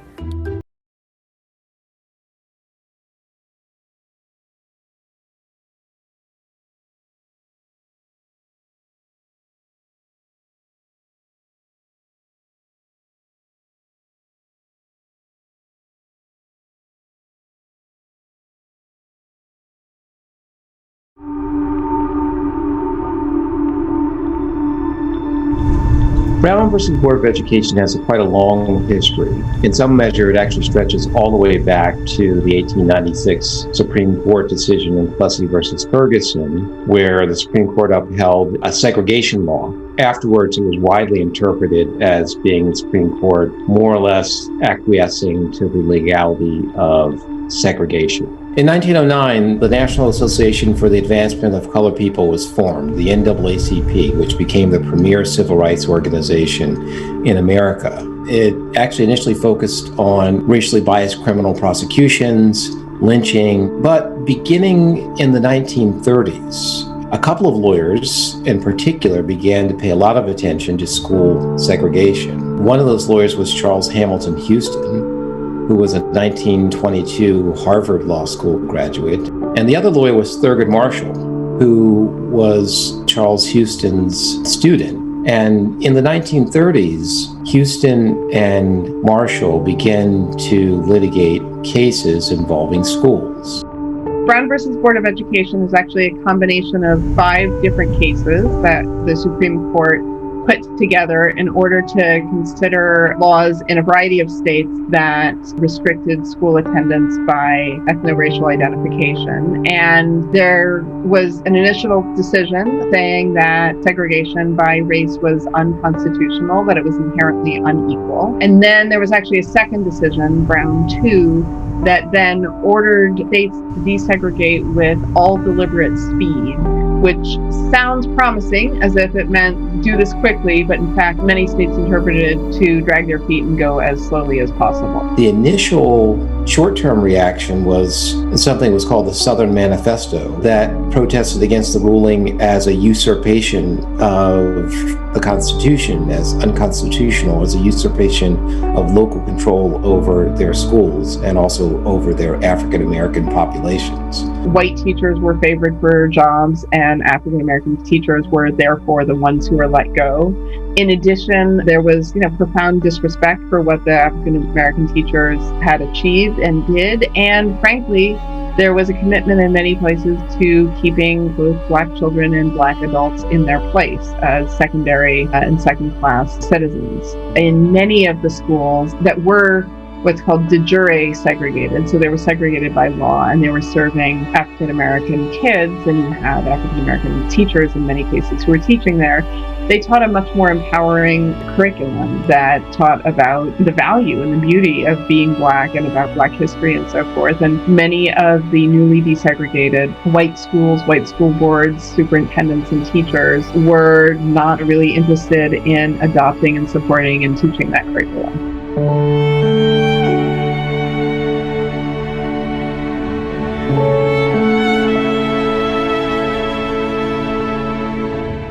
The decision around schools and the forced desegregation of schools then had ripple effects across many, many other sectors of society. The women's movement, the disability rights movement, the English language learners, all these people invoked the mandate of equality and inclusion and equal participation in the public activities that make up America.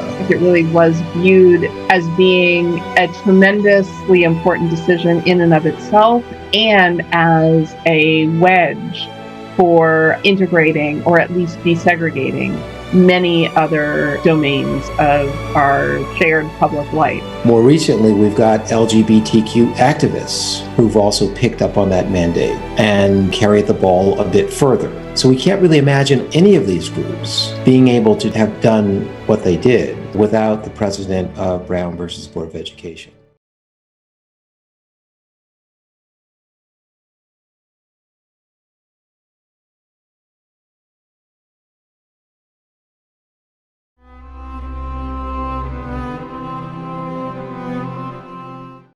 "65 years ago today, the Supreme Court issued a unanimous opinion in the landmark school segregation case, Brown v. Board of Education of Topeka.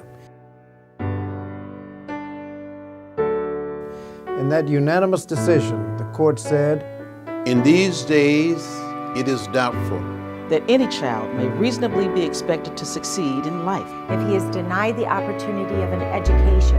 Such an opportunity, when the state has undertaken to provide it, is a right which must be made available to all on equal terms. On equal terms. On equal terms. In the field of public education, the doctrine of separate but equal has no place. Separate educational facilities are inherently unequal." I was 14 years old, growing up in rural Alabama. I thought, and I truly believe, that the next school year I would be attending an integrated public school. It never happened for me. But the court's historic ruling was not the end of school segregation. It was the beginning of a long, difficult, and continuing struggle to fulfill the promise of equity in education. The enactment and enforcement of the Civil Rights Act of 1964 and the Elementary and Secondary Education Act of 1965 led to decades of meaningful school desegregation that improved academic performance for students of color and narrowed the achievement gap. Conservatives soon recognized that the same institution that started the movement towards school desegregation could be used to stop it. Beginning in 1969, Republican presidents appointed the next 10 Supreme Court justices, forming a bloc of conservatives who questioned the constitutionality of desegregation. With the help of political leaders in both parties, the court's conservatives erased nearly 2 decades of progress on school diversity. America's public schools are more segregated today. More segregated today. More segregated today than at any time since the 1960s. Segregated schools mean segregated opportunity. There is a $23 billion racial funding gap between school districts serving students of color and school districts serving predominantly white students. This is a major reason why black students who attend desegregated schools are more likely to graduate from high school, attend college, attend a more selective school, and complete college. The circumstances that reversed our progress toward educational equity are once again in place today. We have a radically conservative Supreme Court and an administration that does not accept its responsibility to promote school diversity or enforce civil rights laws. Madam Secretary, do you believe that racial segregation in public schools poses a threat to the educational opportunity for children of color? Just looking for a yes or a no. Congressman, I'm concerned about every student, no matter where they are and where they go to school. And I know you're concerned about every student, but racial segregation poses a threat for children. That's an easy one. You can give me a yes on that one.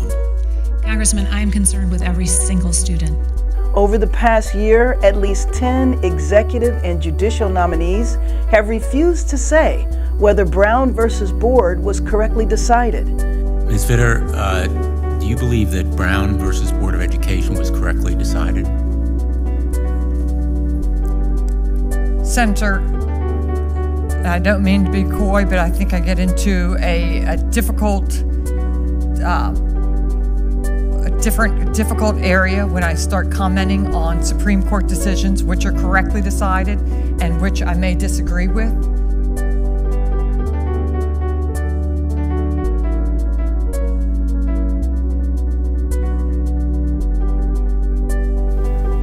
We live in a better world, in a better place. There are still forces trying to take us back. Brown versus Board of Education corrected the path we were on, but there is still much work to be done. Congress must take action. We need to keep striving for diversity in our schools, and that when we do that, everybody does better. One of our most sacred duties as Americans and as members of Congress is to fulfill the promise of Brown v. Board of Education. Let us recommit ourselves to the important task of fulfilling its promise once and for all.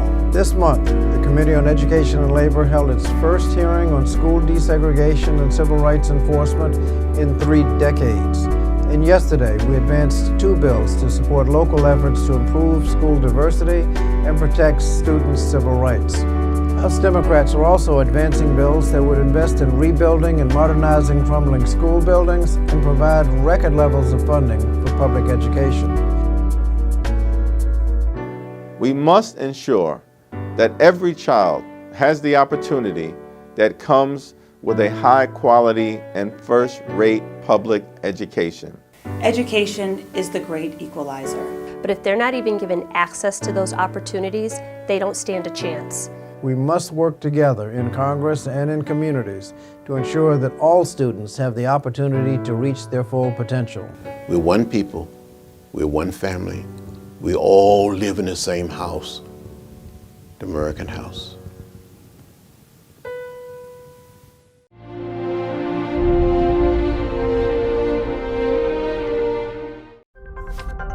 Brown versus Board of Education completely altered America's youth when it ended segregation. But the impact doesn't stop there. This is the story of those who truly bore the cost of integration, and how one classroom defines our nation.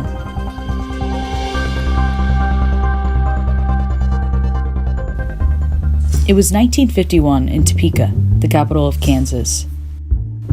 Oliver and Leola Brown were raising 3 daughters in a North Topeka neighborhood. Oliver's oldest daughter, Linda, was attending a black school called Monroe. To get there, Linda walked 7 blocks, crossed a busy road, then got on a bus. As 3rd grade approached, Oliver decided with the help of the local NAACP chapter that he would take his daughter to the white school, Sumner, that was 4 blocks away. They were turned away by the principal.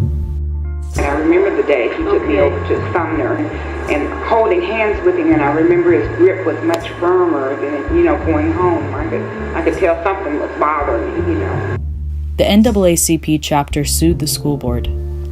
The case was eventually bundled with 4 other similar cases across the country and tried in front of the Supreme Court.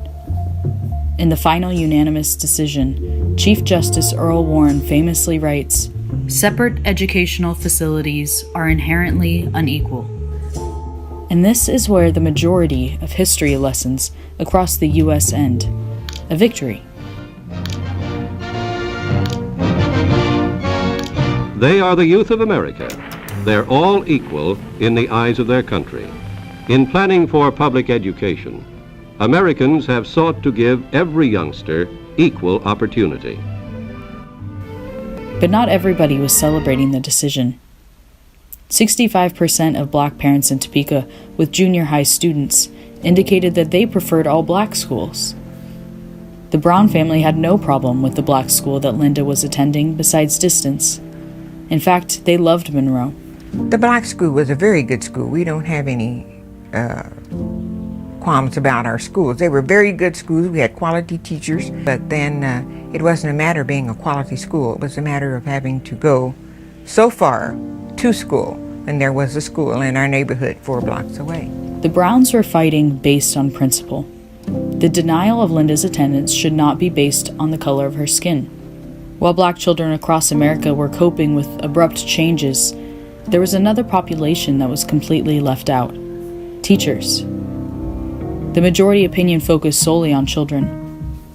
Black teachers were left with no employment guarantee despite their success at all black schools, many of which closed after the ruling, as school systems across the country kept the white schools instead.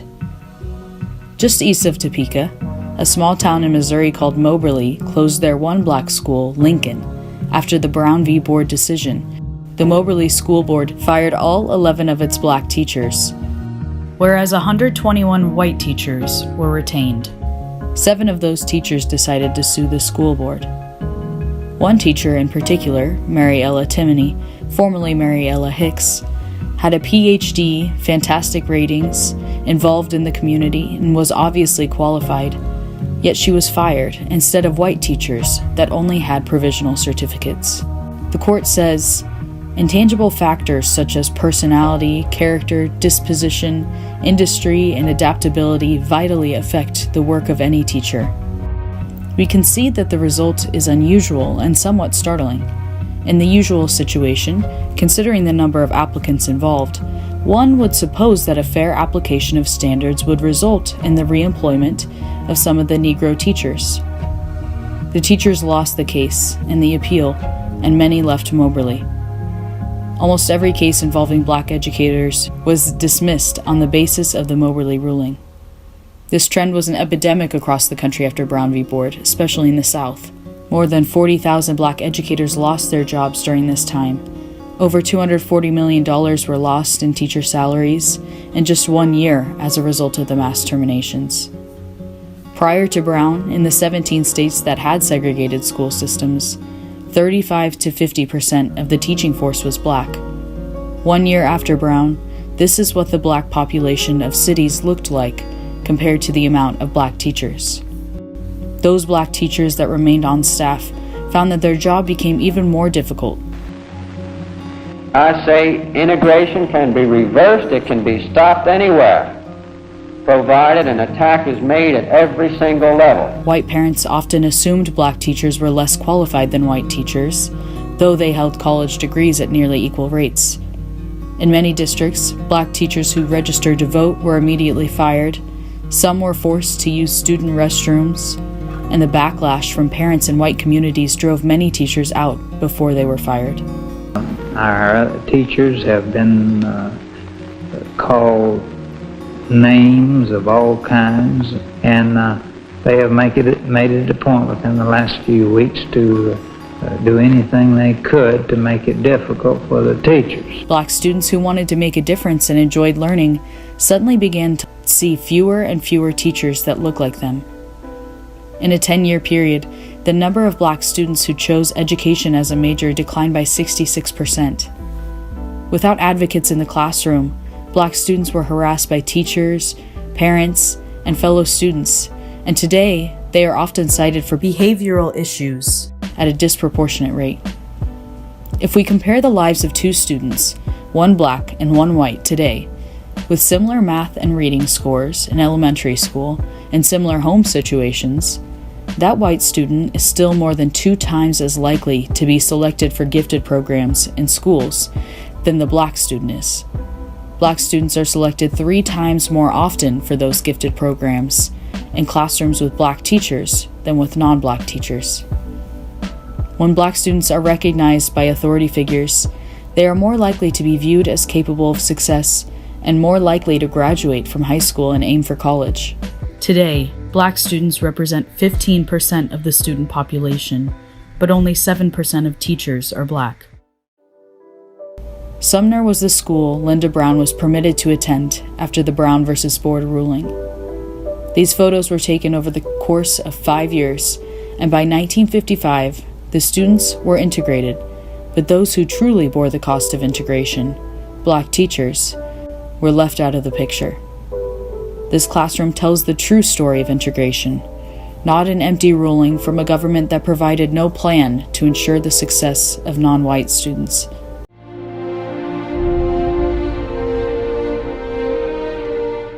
So your answer is really good at -0.6. You guys are rock stars. Anna, how you doing out there? Okay. Yeah? Tell me what you're thinking. I think I like it. I'm a little bit confused with the equation part. Almost everyone remembers that one teacher who had a transformative impact on their life. The teacher that made school exciting and interesting and that genuinely cared. Teacher quality is the #1 school-related factor to student achievement. So no stress on that this weekend, Anna. It's going to be beautiful weather, so go enjoy it. In the meantime, you all take good care of yourselves, all right? I'm going to let you go a couple minutes early today. This is an extremely important profession. Teachers literally have the future of the country in front of them every day. But the teaching profession is in turmoil. The wage gap between teachers and others with the same level of education and experience is nearly 20% and growing. I think I'd be remiss to say I haven't had that moment where I was like, I could probably double my salary if I left and went elsewhere. I've never been really tempted enough to actually pull the trigger. And I really love what I do. And there is no other job like this. In some areas of the country, up to 1/4 of teachers leave the profession annually, and about 1/5 of the workforce has to resort to a second job. The pandemic is likely making things worse. The exodus of some of our best and brightest teachers is that they realize they can't sustain a life that they had dreamed of. So why are teachers paid so little, and is there anything that can be done to change that?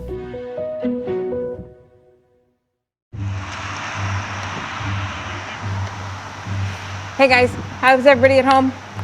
I see everybody's finally here. It's all good. This is Kate Diaz. She's a math and statistics teacher at Manchester High School in Connecticut. She's been working here her entire career, nearly 21 years. I came to teaching late in the game. I wasn't necessarily somebody who went through high school and college thinking, I'm going to be a teacher. I was substitute teaching. I was trying to kind of navigate those roads. And that was where my aha moment was. I was like, this is perfect. Show me one of your first. My first, okay. Let's see, this is fun. This is my first, probably the first contract. Yeah, this is the first. So, 20 years ago, if you had gone through a bachelor's and a master's, you're still entering at $36,000. We have what we call like a slow burn in teaching. So there's this gradual kind of incremental increase that we contractually will negotiate. And then we hit what we call the max. 10 years in, I was probably at about 60,000. Now 21 years in, I'm about 90,000. That's considered high in the US. For example, in Mississippi, the lowest paying state, a teacher with 20 years of experience makes around $50,000. The average starting salary is just over $40,000. That's not a living wage in many parts of the country. I don't think the wages match sort of the level of expectation of the position. If you look at a teacher and you say to them, we want you to be a therapist, we want you to be a social worker, we want you to be a teacher, obviously, we want you to have some safety training, and then you layer in the joys of the pandemic and learning to teach online and to teach remotely. But don't forget that we do have the joy of standardized testing that we're going to layer on top of that, and then we're going to evaluate how you're successfully navigating all of the challenges facing the world while you're teaching a kid to read. Since the 1990s, the average inflation-adjusted teacher salaries have remained largely stagnant and even declined in the majority of states. That and the increasing stressful environment have resulted in low retention rates, shortages, and national teacher strikes around the country. In 2018, 375,000 school employees walked out to demand increased education funding and better pay. The full effects of the pandemic remain to be seen, although experts say it's not looking good. The movement Red for Ed was all about saying we need to pay attention to who the teachers are and to what they're doing and to what their compensation is. And it gave a national platform to the question of, do we value education? The American public school system as we know it today was invented about 100 years ago. Before that, it was mostly men teaching. Quite quickly, it was reconfigured into quote-unquote women's work. And one of the big reasons is that you could save money for the taxpayer. And so this kind of set the bedrock, the tone in a sense, that this was relatively low-paid work. In the 1960s, teaching paid women 15 percentage points better than if they had chosen another field. But at that time, options were limited. That's not the case anymore. Still, teaching is overwhelmingly a female profession and has become more so over time. Today, more than 3/4 of teachers are females. A lot of it boils down to the status of the line of work. It was this idea that, gosh, you don't have to be that smart. It's not as complex, as difficult as, being an accountant working with numbers, being a dentist working with teeth. Sylvia Allegretto has been studying something called the teacher pay penalty or teacher wage gap for nearly 20 years. Allegretto and her partner found that the weekly wage penalty for teachers has gotten worse over time. Today, men make about 27% less and women make about 16% less than if they had chosen another profession with the same level of education and experience. You have to wonder, how are you going to attract students into the teaching profession? An international comparison with the Organization for Economic Cooperation and Development, or OECD, found that teachers in the US make nearly 60% less than that of similarly educated professionals, lowest across all OECD countries.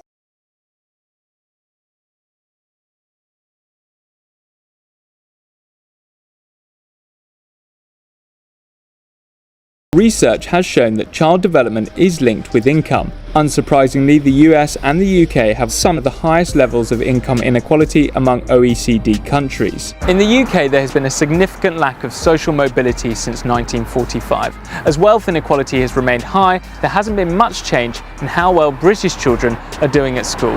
In a 2019 report by the education coalition Fair Education Alliance, pupils from disadvantaged backgrounds in the UK lagged their peers by more than 8 months in reading, writing and maths by age 11. Children from persistently disadvantaged backgrounds are 22 months behind by the time they finish their school career. Small progress has been made in helping some children almost beat the odds and overcome the barriers that face them, but the systemic underlying factors of our education system still remain, which mean we're not ever reaching the most persistently disadvantaged. So what are the contributing factors of education inequality among children?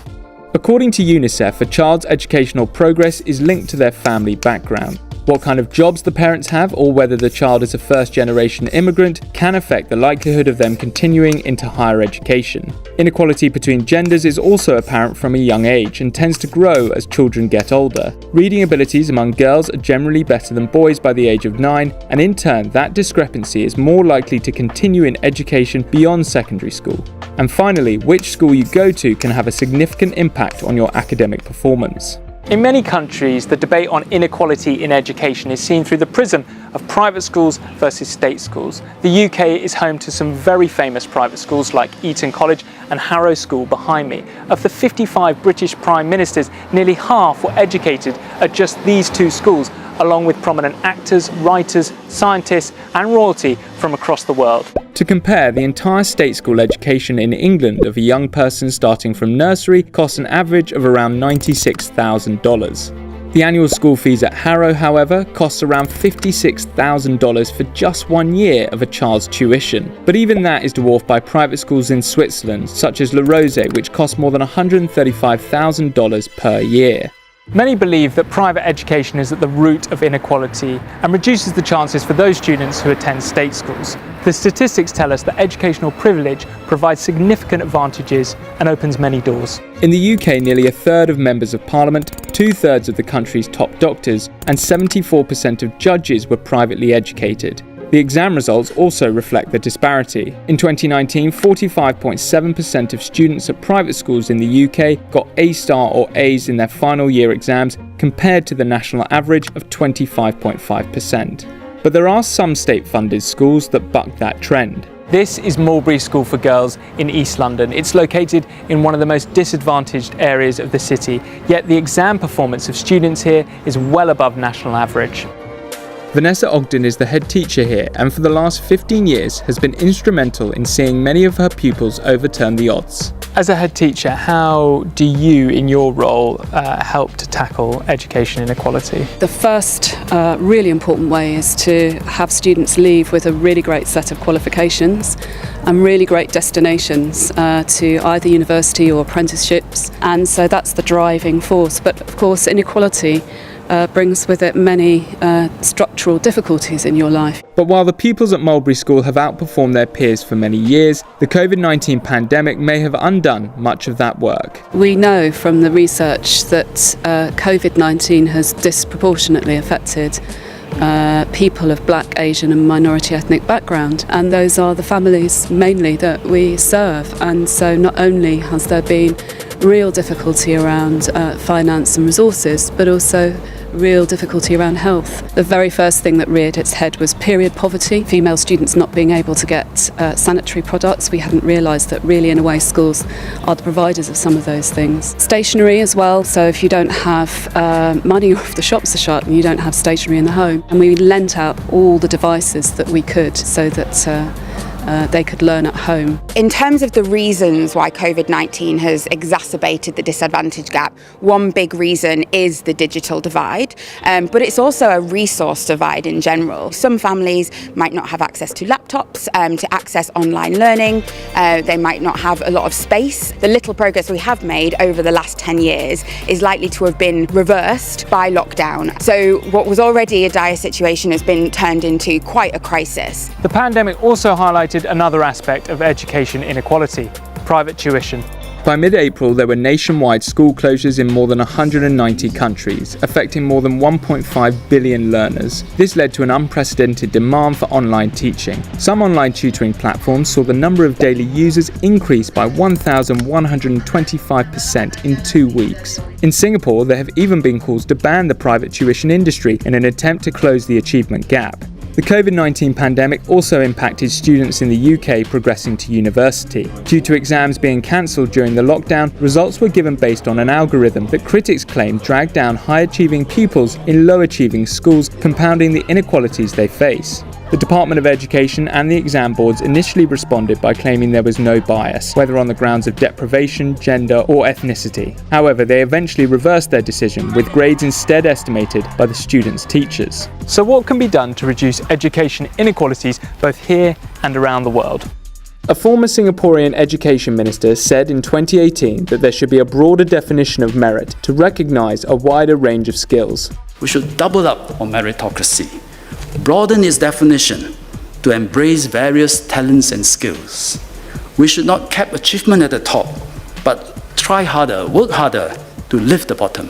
The Fair Education Alliance also believes there is too much reliance on exams and that education should be more holistic to include building aptitude and values. We want an education system which develops skills and social and emotional competencies alongside academic attainment. We want teachers and leaders to be rewarded for serving the most disadvantaged students. We want to engage parents and communities from all backgrounds in the education system, and we want to prepare young people for what comes after school. Education is a way out of difficult situations. It's also a means of moving yourself up the tree in terms of prosperity, and not just financial prosperity, but also your kind of spiritual and cultural prosperity as well. It's also the case that a policy that works in one country or region may not work in another. Income inequality, however, is likely to grow due to the COVID-19 pandemic. This means that creating better education systems is increasingly important so that a child's starting point in life doesn't determine their future. You have to be an optimist, otherwise you'd pack up and go home in education. You know, you have to believe that there's hope.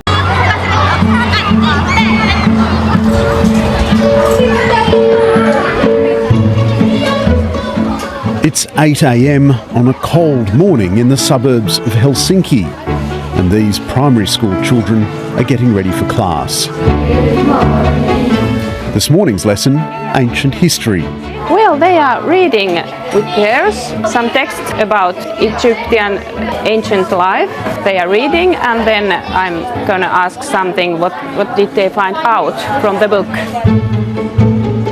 I think we all are ready now. This is a school system that for years has been among the world's best. And then what about this gold one? Yeah, Minttu, please. Ja miehetkin molemmat on käyttänyt meikkiä. And yet these kids will spend half as much time in a classroom as Australian children. When you go to the first grade, when you are 7 years old, the amount of hours is 20 hours a week. It's the minimum. And then it gets more hours the older you get, but it's still less than in many countries in Europe or in the world. In Finland, it's individual teachers who decide how the curriculum is taught, including how much technology should feature in their classrooms. Me tehdään sellaista pyramidiprojektia, missä nyt me kirjoitetaan hieroglyfeillä meidän nimet paperille ja sitten me tehdään classroomista tehtäviä. 11-year-old Mintu Latumaki asks to leave class to work at the school's own student-run cafe. You can go. Yeah, that's okay. Shut your books down.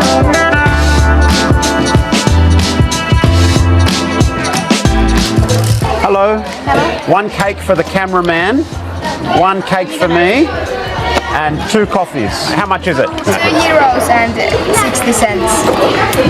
How much change? €2 and 40 cents. Petos. Perfect. Is there a tip jar? Do you have tips? No. No tips. Okay. In Finland, school lunches, like books and excursions, are free. The kids select what they want, sit down with their friends and teachers to eat before they clean up after themselves. The children rug up again to play outside. Some play a raucous version of soccer, some play basketball, while others wait for the hockey rink to open. There are plenty of options for bad weather days too. The facilities in this school are just amazing.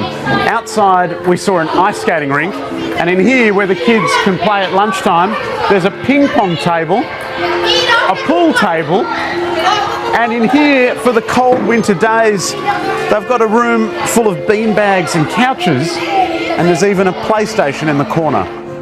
It seems like it's such a rich school, you must get more money than other schools. No, we don't. It saves money for everyone, actually. They take and borrow books. In Finland, schools are not allowed to raise private funds or to charge fees from parents. All schools are equitably funded from taxation. And in our system, everything is free for the students, actually. We don't collect any money from the parents. We want our schools to be equal and have the equal opportunities to arrange the education. So therefore also the finance system need to be equal and treat equally all the schools. Ja sitten tuossa tulee 16. Mintu Latomaki's older brother Levi is in year 7, and this afternoon he's got maths. We have like the last chapter before we have the next exam. There are regular exams in Finland, but the results of these tests are not published and shared. We have national tests, but the big difference is we don't compare schools that this is not good school, this is bad school. We just use the information that we evaluate ourselves. But perhaps the single biggest difference in Finnish education is the standard of teaching. Levi's maths teacher, Una Arnes, speaks 5 languages and has postgraduate qualifications. So every one of us, we have to have a master's degree to be teachers. So like, for example, me, I'm math and chemistry and physics teacher. In Finland, a career as a teacher is highly sought after.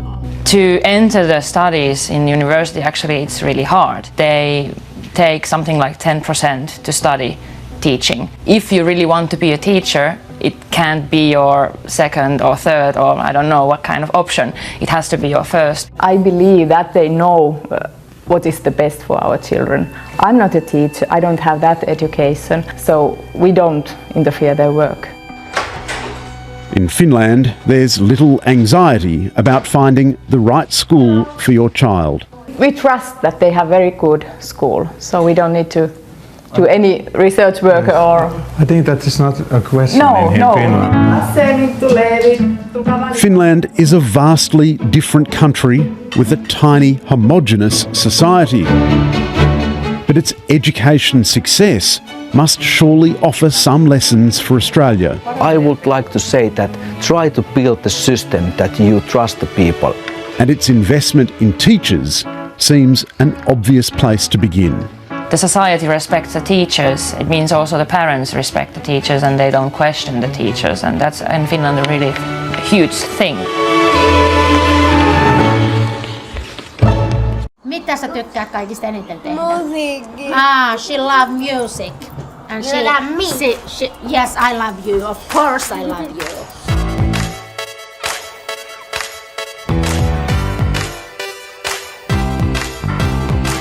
So Zoe, here we are in Finland.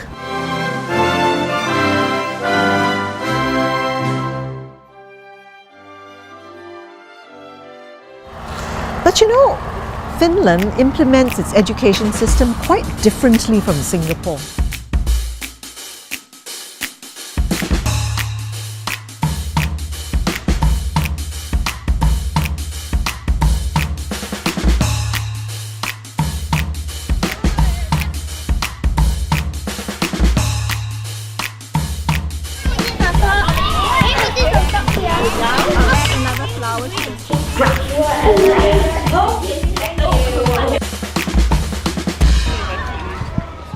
My schools have got children with severe disabilities, so I'm trying to have a sense of how they can be included in classrooms. Yes, that you will see when you go to class. Okay. Hello. Hello. Sarah. Sarah. I'm Zubi. Zoe. Yes, I'm from Singapore.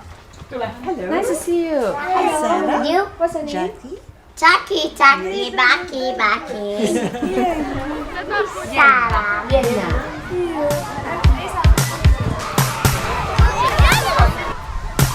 Jokinimi has been from the beginning a school for every kind of children. We have all kinds of people here, like the world after school has. It's a benefit to kind of learn to cope with every kind of people, and you kind of don't even notice that you learn that. What do you think about friends who might look different from us?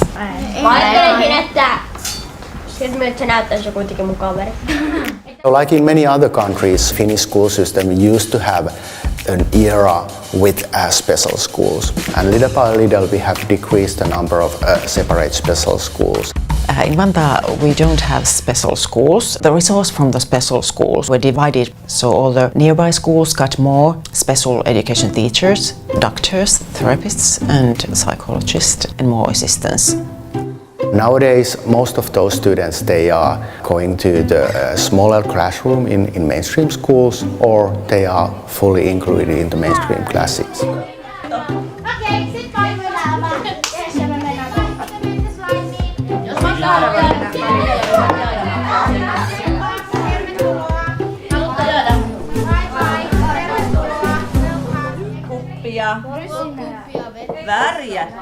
Our culture here, we are all learning together at the same building, and for my kids it's very important to see that you can learn without language or without speaking, with the disabilities as well. We don't care about try new methods or new way to work. Pupils are quite open-minded with everything we do, and they just like it very much.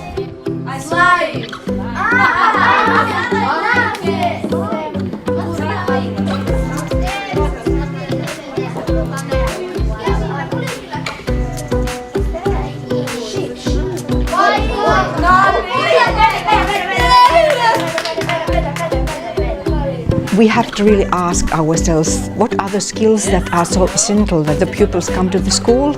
Our answer is that we need to emphasize the collaboration, social skills, social sensitivity. It's utmost important that our children learn how to be in fruitful interaction with different learners with different abilities to build the society together. Oletteko te ystäviä? Voisitteko te olla? Me ollaan ystäviä.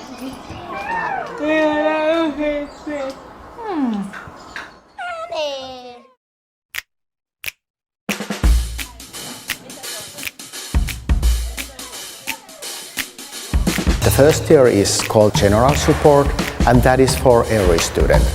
The second level is intensified support. There we can get a special teacher to come to do some co-teaching and consult the classroom teacher. The last stage is the special support.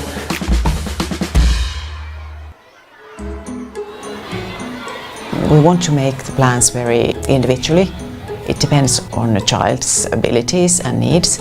Some of the autistic children have the same goals as mainstream students, but then some of the disabled children, they have functional goals. Oh, is that your job? Is it your job to do wheelchair?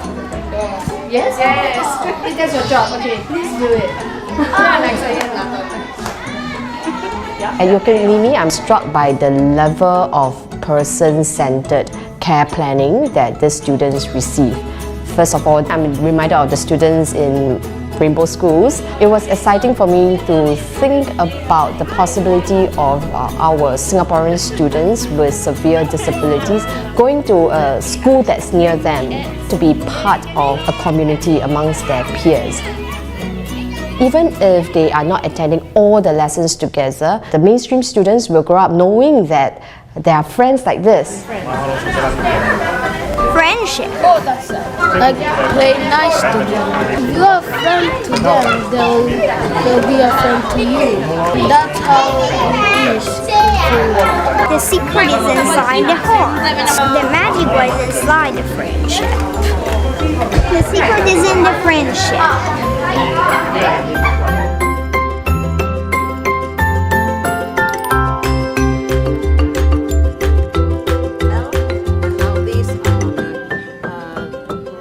In these mathematics books, they get same amount of homework every day, and we don't have much homework. That's good. Not much homework. Yes, and we don't have a lot of tests because we have to evaluate the children how they are progressing every day. And also, since they're all doing different things, you obviously don't have a standardized test for the class. No.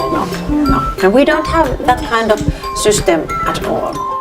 We have, of course, criteria for learning, but we like to see that we are evaluating learning, not children. We believe very much in portfolio assessment, where you really have descriptions of your learning task. And when you make the objectives visible for the learner, it's very concrete for the teacher, for the learner and the parents.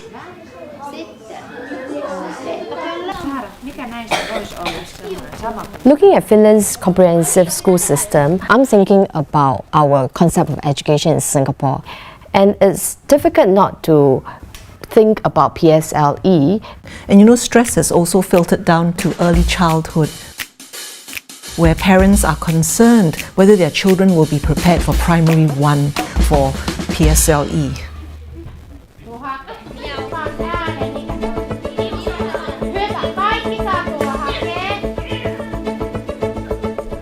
We believe that the skills that are needed in the future, it's not repetition of the information. So if you are emphasizing testing and ranking and memorizing things by heart, okay, you get scores, but does it help your learning?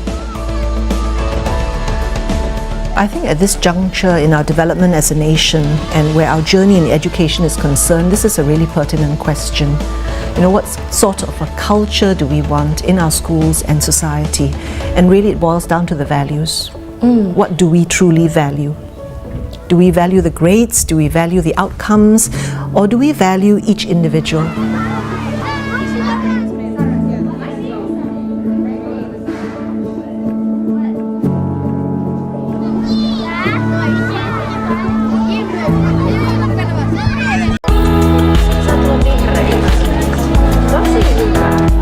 It's an amazing space. There are no standard furniture. It's an open space where children can kneel, crawl, jump, sprawl on the floor. So it's not rigid, and I see the teachers moving around with the children and the children interacting quite freely. And it's actually not easy to tell which child has special needs and which doesn't.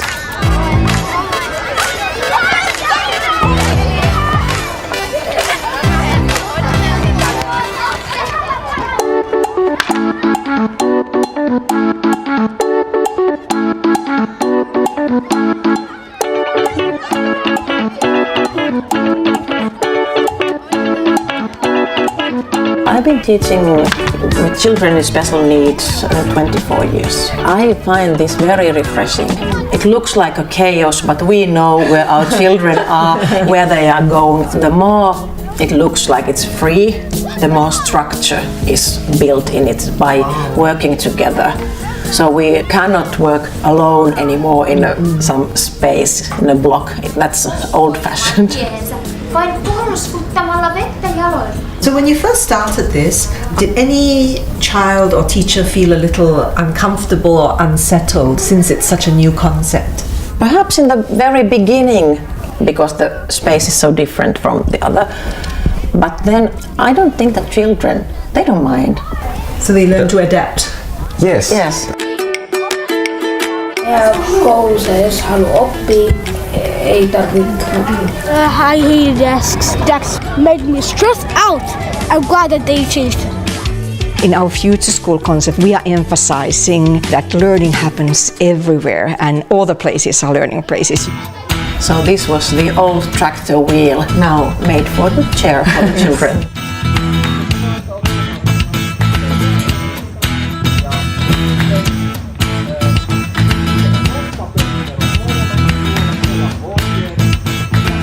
And the children, they feel safe here because they know everybody by their name, and when someone is in a bad mood, they just know, okay, that's the way, and then they know that adults will take care of them. That's normal life.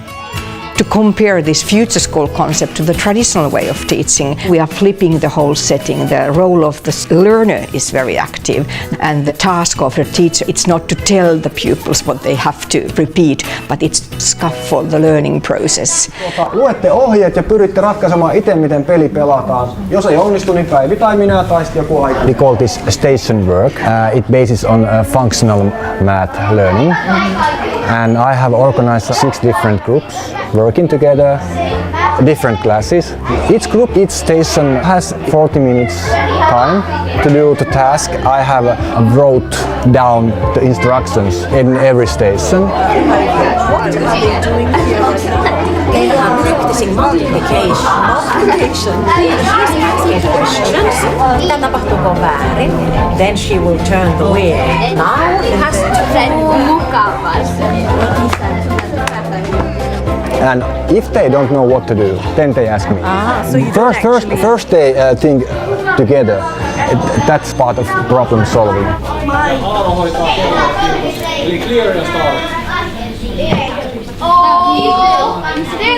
I think what we're really looking at is having furniture and having surroundings that allows children to move rather than spaces that don't really challenge children.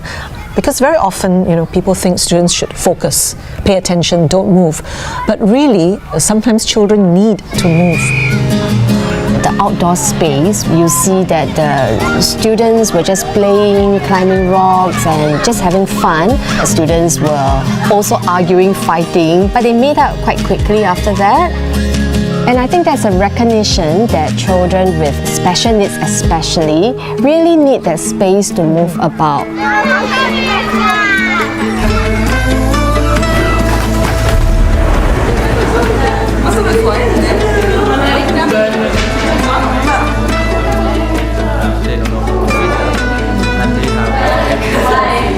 I feel like when I'm swinging or doing something with my body, my mind gets calmer. Like if I just sit still, my mind swings, but if I swing, my mind sits still. When it's really loud and crowded, I can't decide what's the most important thing to do. I have ADHD, dyslexia and dyscalculia all together, and they weren't noticed when I was a kid. So nobody knew when I was in high school. Yeah, when I was 15. At Hero, we give courses for people who have learning difficulties and also for teachers and other professionals who work with them. We want to inform about all the technological aids and all the new stuff that has been invented. Jane, who is it from? This is one example of an audiobook. You can decide the colors and, for example, say that you study for 15 minutes and then you can take a break. So you put this on, then next time you can try whether you could concentrate for 20 minutes. Many years ago, they gave me some audiobooks, so I could listen and read at the same time. So that's really the first time I read anything. I hadn't read not a one page before. So that must have been quite an achievement for you. Yeah, that was the first time I studied for the exams or stuff like that. So it was new. Youth and even children very fast start feeling different if they have problems. They kind of start feeling stupid. So that's why it's really, really important to give all the aid that is possible directly to the schools. I would like to think that in the future every child has a safe feeling at school, and the main goal is that everyone find something where they are good at. To build good self-consciousness to these children with special needs, they know that they have to practice a bit more, but our students, they are clever and they will be part of the society. As they see how the teachers are embracing the students' diversity of needs, I believe that the young ones will also see this and in their own ways also be able to help others who are different from them. And I think all this then make the whole concept of inclusion successful. The students, for them, they are just friends. Singapore has a small population and few natural resources, and therefore it's so important that the potential of the people are developed, because that's the future. And I think moving forward into the 21st century, diversity is going to be a strength, even though it is a challenge.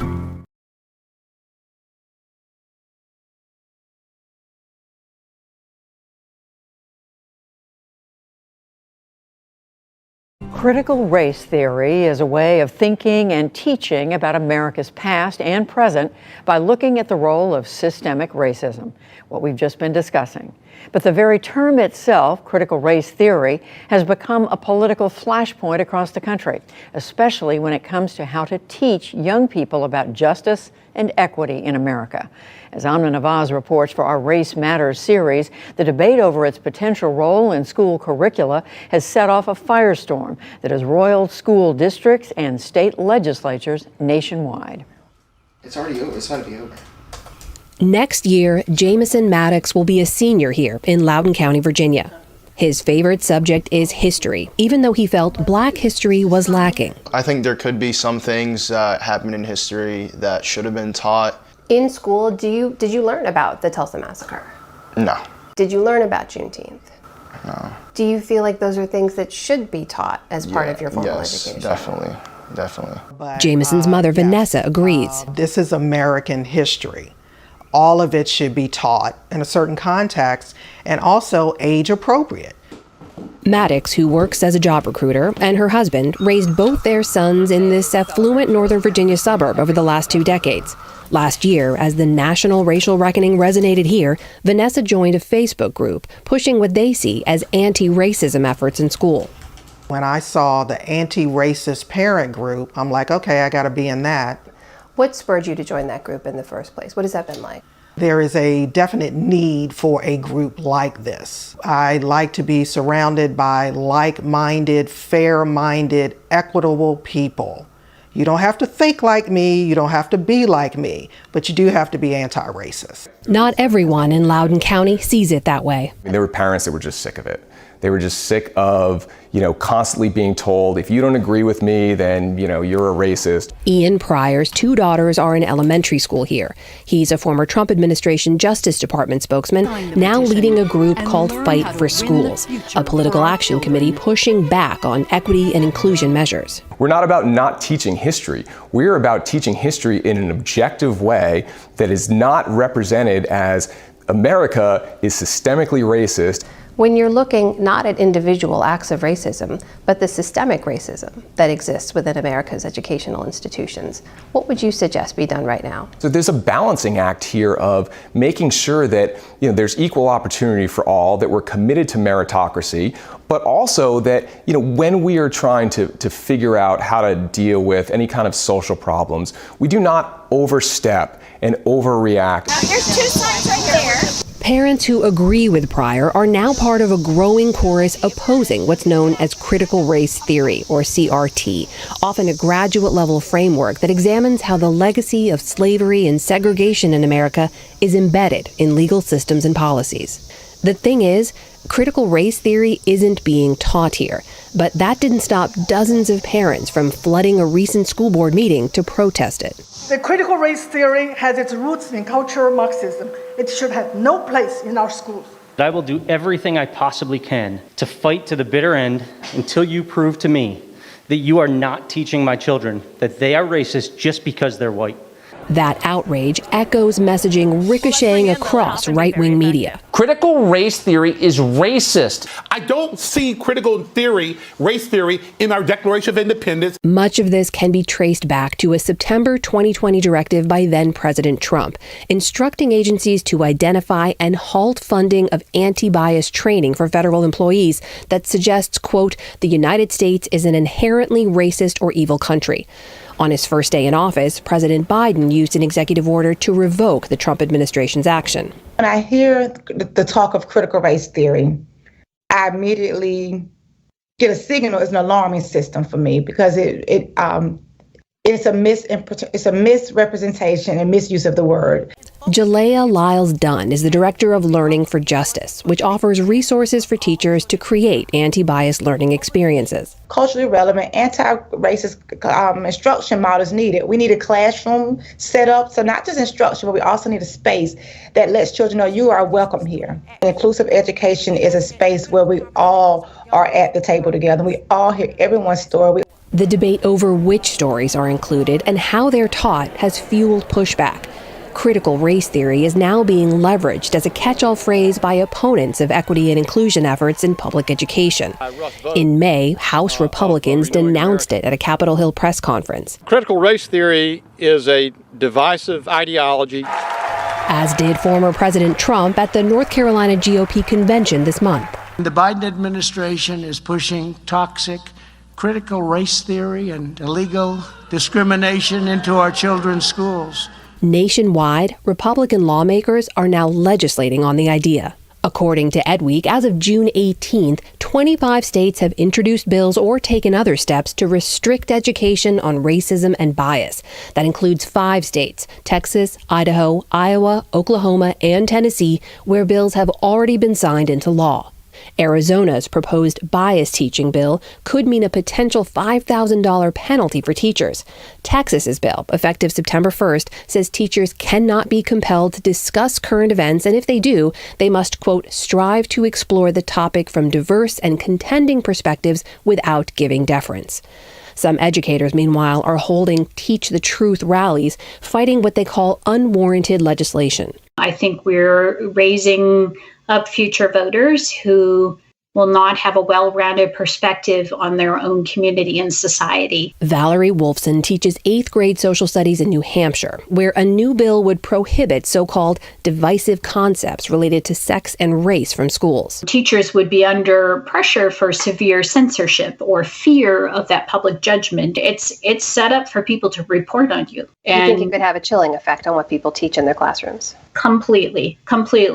Back in Loudoun County, we sat down with school superintendent Scott Ziegler. We have said for months now, we are not teaching critical race theory in our schools. We're not using any type of program to quote unquote indoctrinate or convert our children.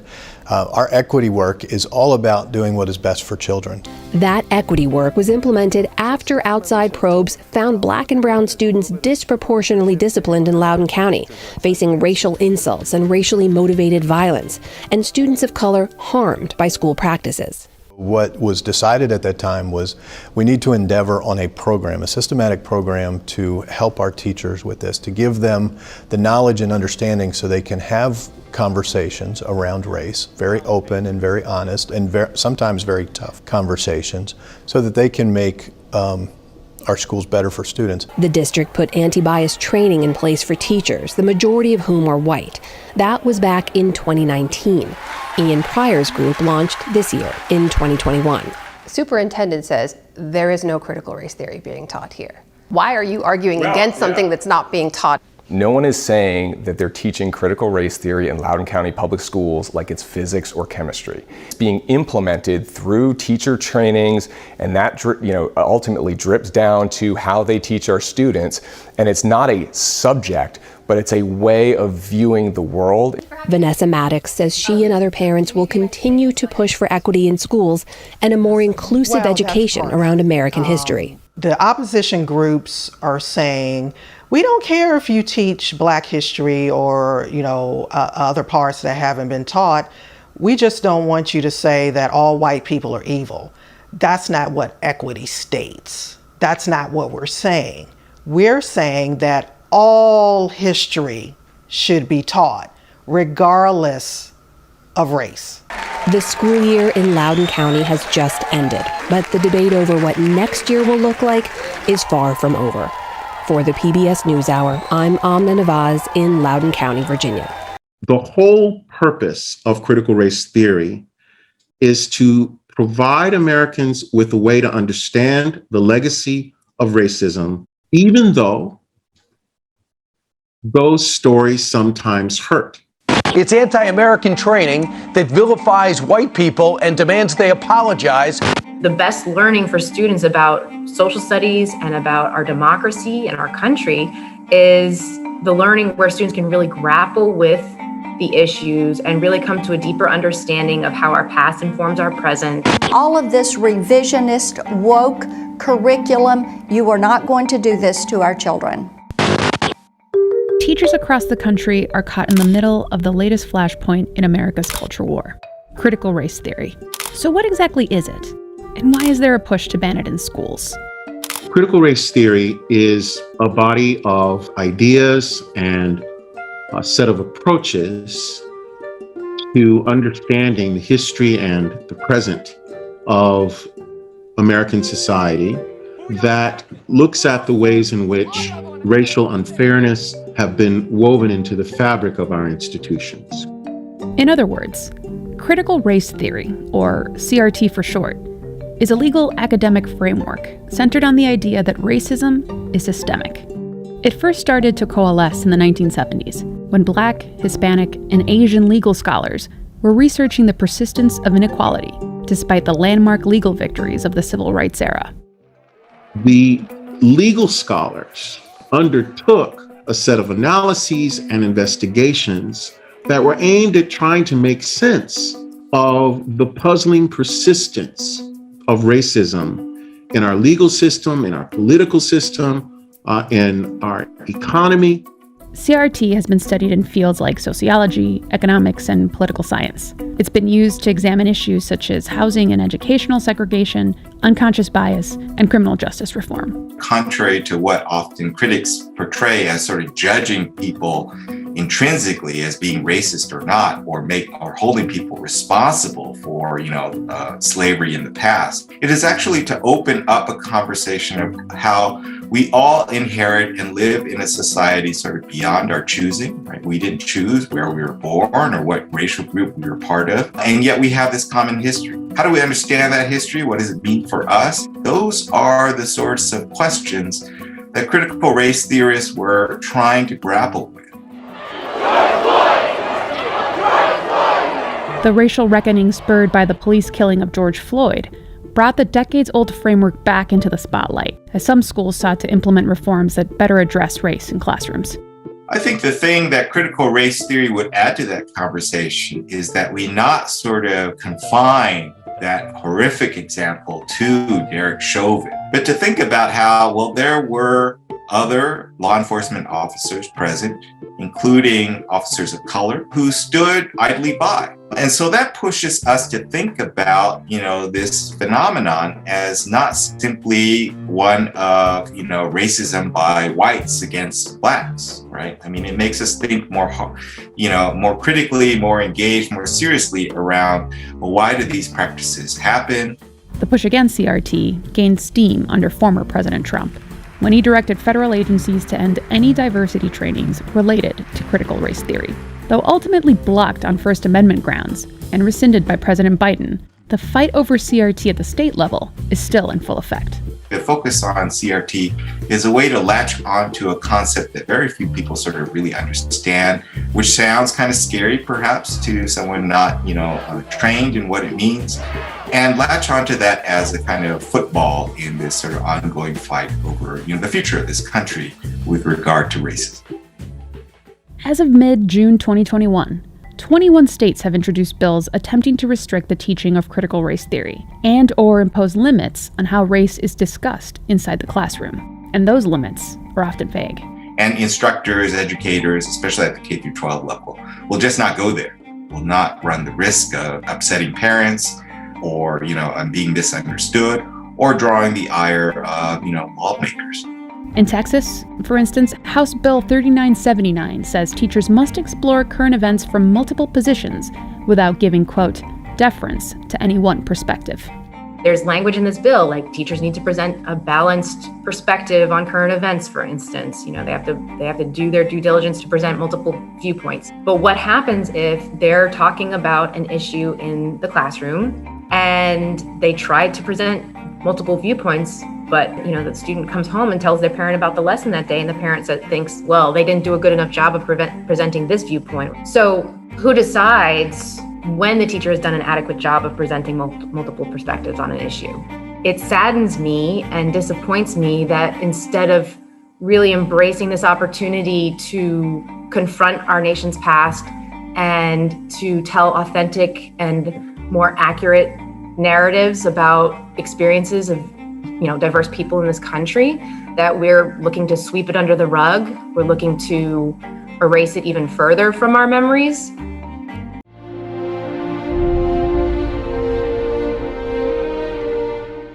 The root cause of the Civil War is clear. What caused the Civil War was slavery. The main cause and why the South decided to secede was for slavery. But according to a report from the Southern Poverty Law Center, only 8% of high school seniors surveyed could name slavery as the root cause of the Civil War. So why do our history textbooks get it so wrong?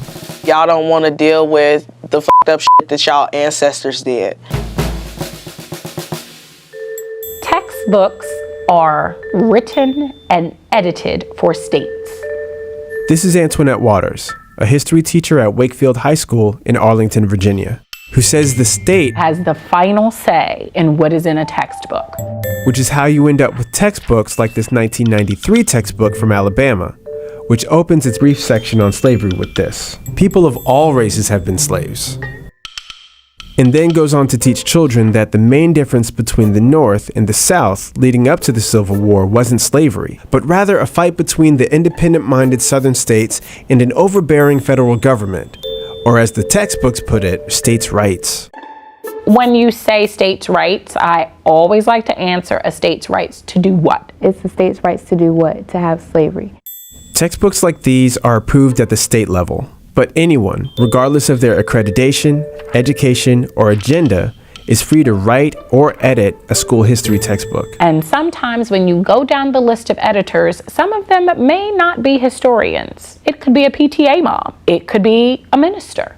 And because anyone can edit the contents of a history textbook, you have to think of what perspective do they want to be told. Around the start of the Reconstruction era, some white Southerners wanted to tell a whitewashed perspective of Civil War history.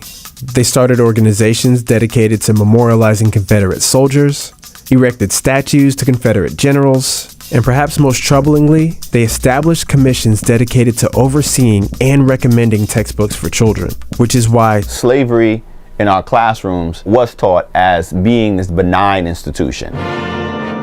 Paternalistic slave owners enslaved people as loving members of the white family. And of course, African Americans and African American scholars had always said, this makes no damn sense. This is Hassan Kwame Jeffries, an associate professor of African American history at Ohio State University. We really don't begin to see a change in the way slavery is taught in America's classrooms until the Civil Rights era, where African Americans are more thoroughly integrated into the decision making in the classroom. But progress was slow.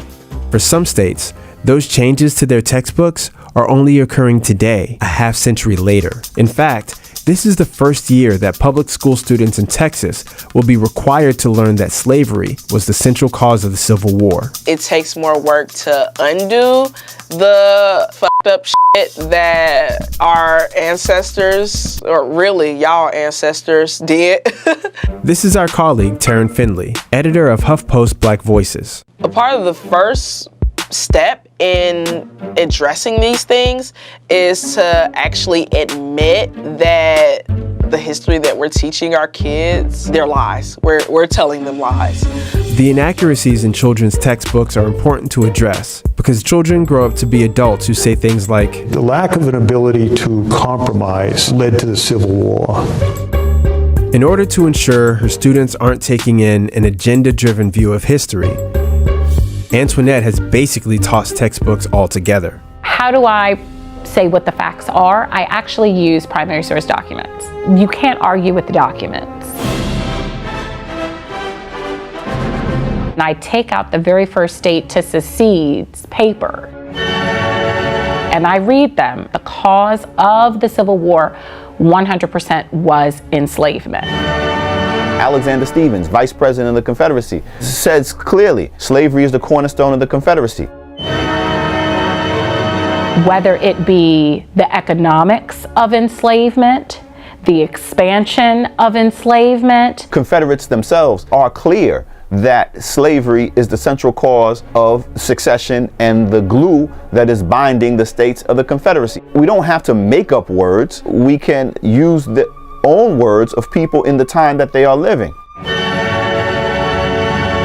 Yet even now, when most American textbooks include slavery as the cause of the Civil War, the problem isn't what's included in the textbooks, but what's left out that makes these textbooks problematic.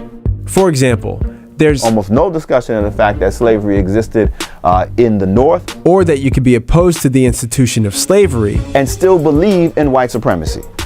That is fundamental. If you do not get that, if you only get the anti-slavery side, if you only get the abolition side, and you drop the belief in white supremacy, then you wind up with a mistaken notion that racism is something that is confined solely to the South. By avoiding these hard topics of slavery and teaching it accurately, what we are doing is avoiding turning the camera back on ourselves and explaining why do we have the problems that we have today.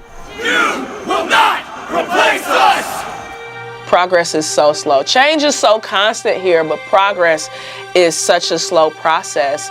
And a lot of that has to do with us not facing our FDP!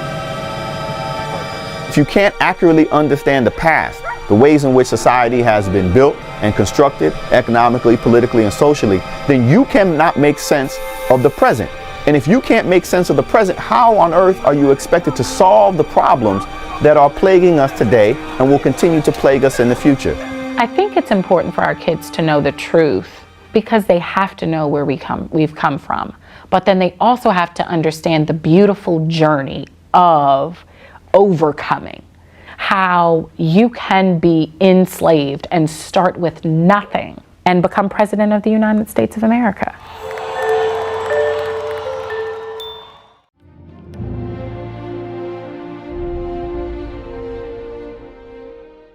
Elijah Edwards is a high school sophomore. Next year, he's supposed to be taking an advanced placement class in African American Studies. But in January, Florida's Governor Ron DeSantis blocked the proposed course from being offered across the state, saying the curriculum lacked educational value. Shortly after, Elijah and 2 other students announced plans to sue DeSantis with the help of civil rights leaders. As a young black kid in Florida, how does it feel when you hear the governor say that this material is inaccurate or not important enough to teach? I just feel like it's an ignorant and unnecessary comment, and it's just not true. Black history is American history. Black history is world history. You know what I mean? We've been everywhere. You know, growing up, raising black mom, raising black children, and we definitely in our house and in our family have tried to really express the importance of knowing your own self and who you are and where you come from. The AP Black History course was first offered as a pilot in 2022 and was taught in 60 schools across the country. It explored much of African American history, including slavery, Reconstruction, and the Civil Rights Movement. The aim was to expand Black history to include more contemporary topics like queer studies, the Black Lives Matter movement, and reparations. But the DeSantis administration rejected these new themes as part of his Stop Woke initiative. Who would say that an important part of Black history is queer theory? That is somebody pushing an agenda on our kids.